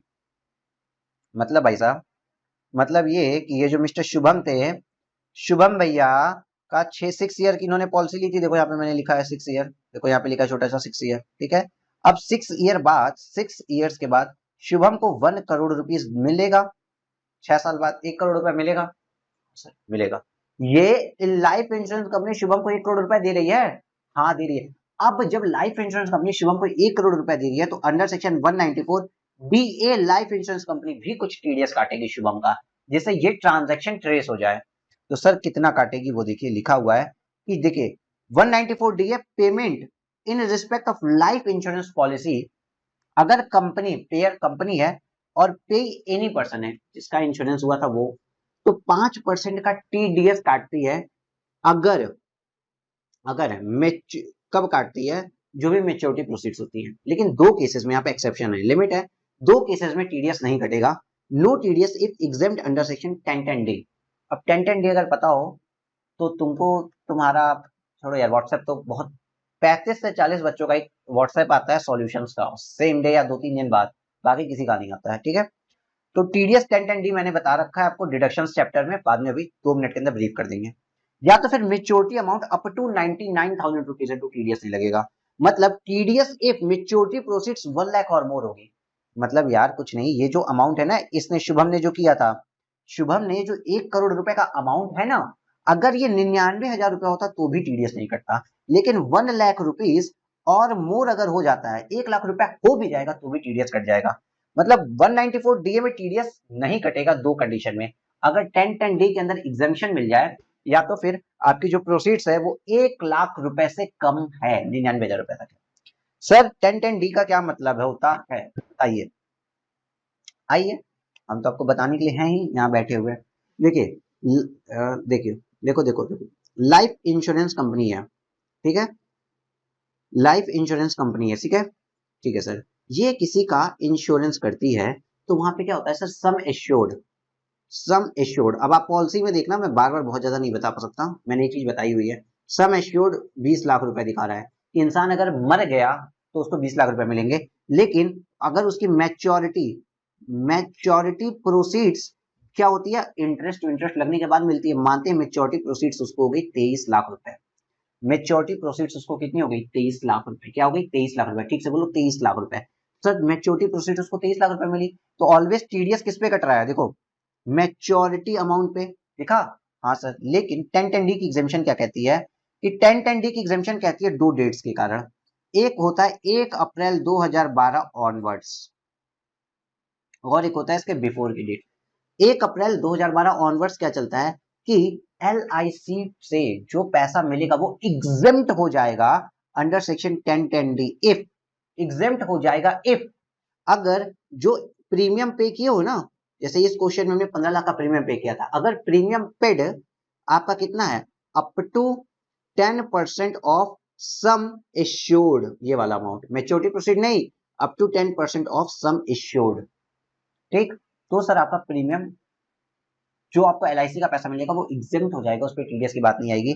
जैसे कि हमारे एक एग्जाम्पल में जो शुभम भैया थे, इनका देखो 6 साल के लिए इन्होंने 1 करोड़ का करवाया था। तो अगर ये प्रीमियम यहाँ पे देखो इन्होंने 15 लाख दिया था ना, अगर ये प्रीमियम सिर्फ और सिर्फ 10 लाख रुपए देते तो सर इनका प्रीमियम कितना होता, सम एश्योर्ड के 10% तक का, तो सर इनका एलआईसी अमाउंट वो हो जाता, एग्जेम्प्ट हो जाता। दूसरी कंडीशन क्या है सर, अगर 1 अप्रैल 2012 के पहले था ना, तो सम एश्योर्ड का अगर 20% तक आप प्रीमियम दे दे तो भी वो 1010D के अंदर एग्जेम्प्ट हो जाता है। अब मैं बताता हूं आपको थोड़ी सी अलग बात। सर यहाँ पे ऑलवेज रिस्पेक्ट किया गया payment in respect of life insurance policy. यहाँ पे देखिए किताब में भी यही लिखा होगा, हाँ, payment in respect of life insurance policy, ये कहीं नहीं लिखा इंश्योरेंस क्लेम, मतलब मेच्योरिटी के समय की बात हो रही है। अगर कोई इंसान मर गया तो क्लेम, पॉलिसी का क्लेम मिलता है, उसकी बात नहीं कर रहे हैं। और आपने चैप्टर नंबर 8 में शायद पढ़ा होगा मुझसे, जहां मैंने आपको ये बताया था कि सर इंश्योरेंस क्लेम जो होता है, इंश्योरेंस का क्लेम का जो पैसा उसके नॉमिनी को मिलता है, क्योंकि मान लीजिए किसी का इंश्योरेंस था, वो मर गया तो उसके नॉमिनी को पैसा मिलेगा, वो उस नॉमिनी की टोटल इनकम में नहीं आता। याद करना, वो चैप्टर 8 में जाना, यहाँ बताएंगे तो आपके ज्यादा हैवी हो सकता है कुछ बच्चों के लिए। तो ये दो सेक्शन आपको याद हो गई, 194D 194DA। इसके ऊपर क्वेश्चन है, क्वेश्चन नंबर 4, जिसको लिखना होगा वो भाई इस वाले पेज से, इस वाले पेज से लिख लेगा सब कुछ। Question number 4, examine the applicability of the provision of tax deduction at source under section 194DA in the following cases. In cases के अंदर बताओ 194DA क्या लगा क्या नहीं लगा, ये कैसी मुश्किल है। अब देखो यहाँ पे आ गए हम। Question 1, mister X a resident is due to receive 4.5 lakh on 31 March 2022 towards maturity proceeds of LIC policy taken on 1/4/2019। कुछ नहीं, हम इसको ओरल सॉल्व करेंगे सर, 7 से 10 सेकंड के अंदर ओरल सॉल्यूशन करना है। अभी टाइम स्टार्ट मत करना, 7 से 10 सेकंड के अंदर ओरल सॉल्यूशन करना है, ठीक है। सर देखिए मिस्टर एक्स थे एक रेसिडेंट, ठीक है, ड्यू टू रिसीव 4.5 लॉन 31 मार्च 2020। सर 4.5 लाख रुपीस 31 मार्च 2020 को इन्होंने रिसीव किया है। चलो आगे देखते हैं। टुवर्ड्स LIC पॉलिसी, ठीक है, for which the sum issued is 4 lakh and the annual premium is 1,25,000। Sir 10(10)D के अंदर एग्जेम्पशन मिलती है अगर मेरे सम इश्यूड का 10% ही प्रीमियम हो, तो 4 लाख का 10% अगर प्रीमियम होता 40,000 रुपए, तब तो सर जो हमको अमाउंट मिला ना वो वो एग्जेम्प्ट हो जाता और टीडीएस नहीं कटता। लेकिन अब सर क्योंकि मेरा एनुअल प्रीमियम 10% से ज्यादा है, 40,000 रुपए से ज्यादा है, तो सर टीडीएस तो कटेगा। 194 DA में टीडीएस तो कटेगा, लेकिन कितना कटेगा? तो सर 5% का टीडीएस कटता है इनकम कंपोनेंट पे। बात खत्म, बात खत्म। देखो 7 सेकंड हो गए, बात खत्म। अब सर इनकम कंपोनेंट क्या होता है, इस पे आइए बात समझते हैं। इस पे आइए बात समझते हैं। देखो 4.5 लाख रुपए आपको मिले हैं, आपको 4.5 लाख रुपए कब मिलना है? 31 मार्च 2022 को।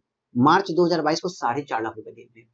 तो क्या आपने कुछ दिया नहीं है क्या इंश्योरेंस कंपनी को? अरे सर क्या बात करते हो, 1,25,000 रुपए में प्रीमियम दे रहा हूँ। कब से? 1/4/2019 से, मतलब 1/4/2019 को दिया, 1/4/2020 को दिया, 1/4/2021 को दिया, और 1/4/22 तो आई नहीं, मतलब 3 साल मैंने दिया 1,25,000 रुपए। सर मजाक करके रखा है क्या आपने? ओके, आपने 3 साल 1,25,000 रुपए दिया, तो 19, 20, 21 3 साल आपने 1,25,000 रुपए दिया। 1,25,000 इंटू 3 अगर आप करते हैं तो 3,75,000 रुपए तो सर आपने उस कंपनी को ही दे दिए थे। 3,75,000 रुपए से आपने कंपनी को ही दिए थे, तो आपको इनकम कितने की हुई? मतलब आपने इन फॉर्म ऑफ प्रीमियम 3,75,000 रुपए कंपनी को दिए, और कंपनी ने आपको 4.5 लाख रुपए दिए, तो आपको इनकम कितने की हुई? तो सर 375 माइनस 4.5 लाख,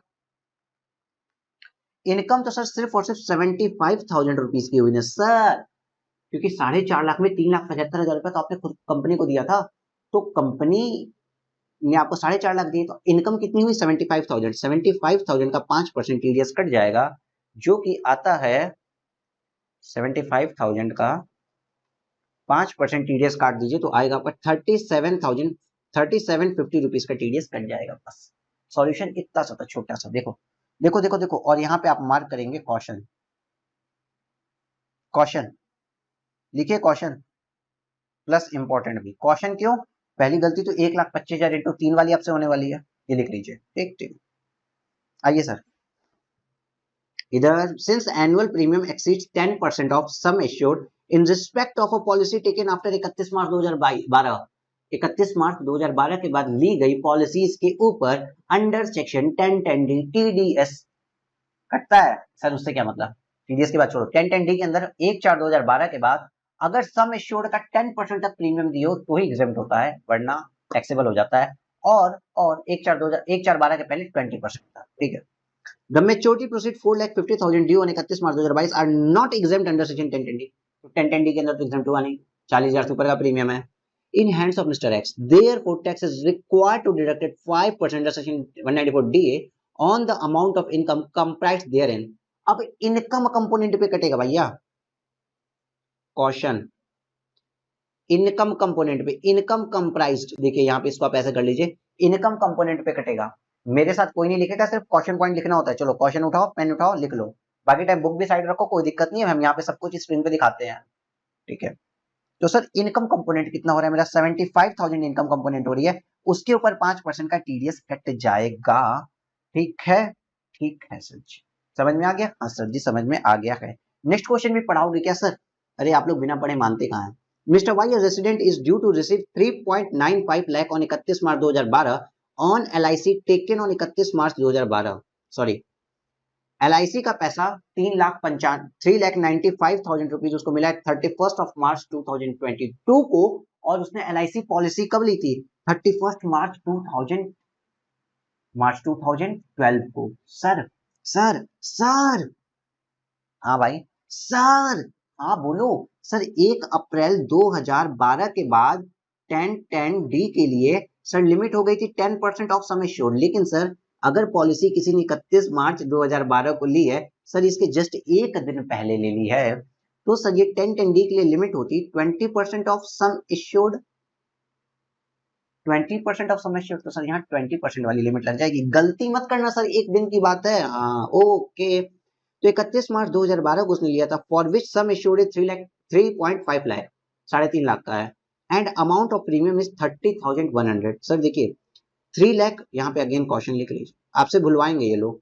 आप 10% देखोगे इसको टैक्सेबल कर देंगे, बट क्योंकि 31 मार्च 2012 था, 1 अप्रैल से 10% इफेक्टिव हुआ है। 31 मार्च तक तो 20% था, तो 20% अगर देखें तो 3.5 लाख का 20% आता है 70,000 रुपए।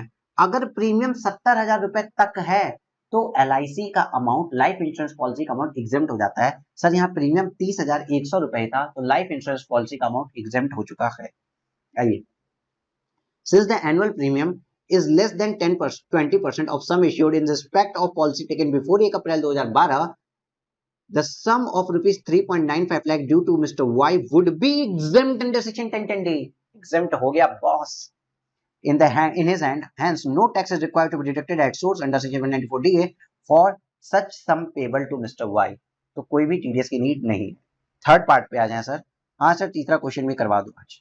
आज सर सारे क्वेश्चन होंगे, ठीक है। मिस्टर जेड, नालायकों, हमेशा सारे क्वेश्चन होते हैं, आज क्या मतलब।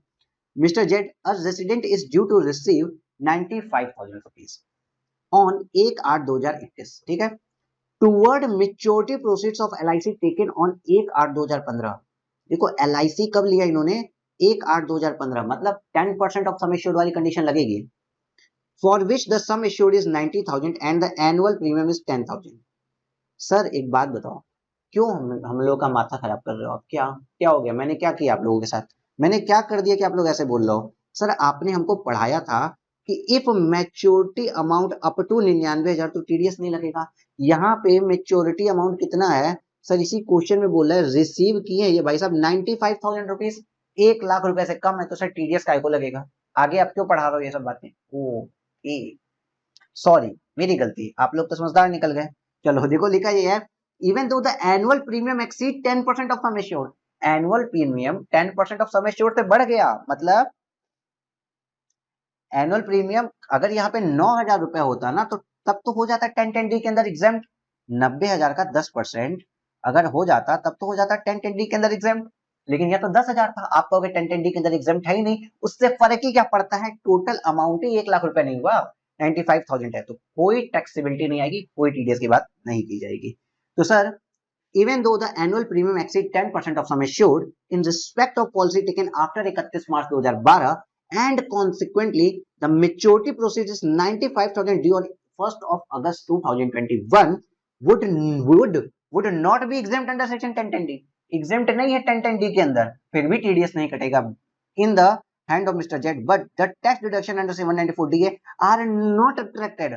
लेकिन TDS भी नहीं लग रहा है, रीजन देखो 1010D के अंदर तो एग्जेम्प्ट नहीं हुआ, 1010D के अंदर तो एग्जेम्प्ट नहीं हुआ क्योंकि 10% ऑफ सम एश्योर्ड से ज्यादा है प्रीमियम अमाउंट, लेकिन भाई 194DA की लिमिट है 1 लाख रुपए, वो हो ही नहीं रहा है, तो TDS नहीं कटेगा। तो since the maturity proceeds are less than ₹1 lakh, इसलिए कोई TDS की बात नहीं की जाएगी। इतना क्लियर हो गया कि नहीं हो गया? हो गया सर। अच्छा, आप लोग का एक अक्सर बहुत ज्यादा क्वेश्चन आता है मेरे को, क्या आता है सर? आपकी fast track batch, fast track batch, तो देखो यार CA इंटरमीडिएट लेवल पे जो बच्चे रिपीटर्स होते हैं ना, जो रिपीट कर रहा है, रिपीटर्स है, ठीक है, उनके लिए फास्ट ट्रैक समझ में आता है, फ्रेशर्स के लिए बिल्कुल भी फास्ट ट्रैक बैच होता नहीं है। तो रिपीटर्स को यार प्रैक्टिस की जरूरत है, अभ्यास सीरीज जैसा कंसेप्ट जो हम आपको देते हैं, प्रैक्टिस की नीड है। आप लोग तो अभ्यास सीरीज कर रहे हो, प्रैक्टिस की नीड आपको। सेम कंसेप्ट को फास्ट बोल देंगे, फास्ट डिलीवरी करा देंगे, तो उससे क्या बेनिफिट हो जाएगा? इससे अगर आपको फास्ट ट्रैक ही करनी हो तो आप जो रेगुलर में जो रिकॉर्डेड आपको रिवीजन सीरीज मिलती है उसको 0.5 पे कर लीजिए, उसको 0.5 पे कर लीजिए, हो गया फास्ट ट्रैक। बट यार ये फास्ट ट्रैक सीरीज नहीं है, ये आपकी अभ्यास सीरीज है, इसमें पूरा मॉड्यूल सॉल्व करवाते हैं, तो आपको सॉल्व करने का तरीका पता चल जाएगा। अगर मॉड्यूल के क्वेश्चन नहीं आएंगे तो मॉड्यूल जैसे क्वेश्चन तो आएंगे पेपर में, आपको सॉल्व करना सिखाना, आपको पास करना सिखाना है। कंसेप्ट आपने पूरा रेगुलर बैच भरा है अपने दिमाग में, आपको पास कराना है अब। इसलिए फास्ट ट्रैक नहीं अवेलेबल है हमारी कोई भी टैक्सेस पर्पस के लिए, कोई भी फास्ट ट्रैक नहीं। इवन जो कॉस्ट का बैच भी हम लेंगे नवंबर 22 के लिए है कॉस्ट का बैच, उसमें भी हम रेगुलर ही पढ़ाएंगे, फास्ट ट्रैक नहीं हुआ। बिकॉज CA इंटर लेवल पे फास्ट ट्रैक मतलब आधे अधूरे ज्ञान के साथ नींव को कमजोर करके इमारत बनाने की कोशिश, जो ज्यादा सही नहीं है। बट ये रिपीटर स्पेसिफिक आप अभ्यास तरीके के लिए जा सकते हो, ठीक है सर। अब यहाँ तक एक बार रिवाइज कर लो, और ये जिसको लिखना हो लिख ले, स्क्रीनशॉट लेना हो ले ले, यहाँ से आप लीजिए एक बार स्क्रीनशॉट वगैरह।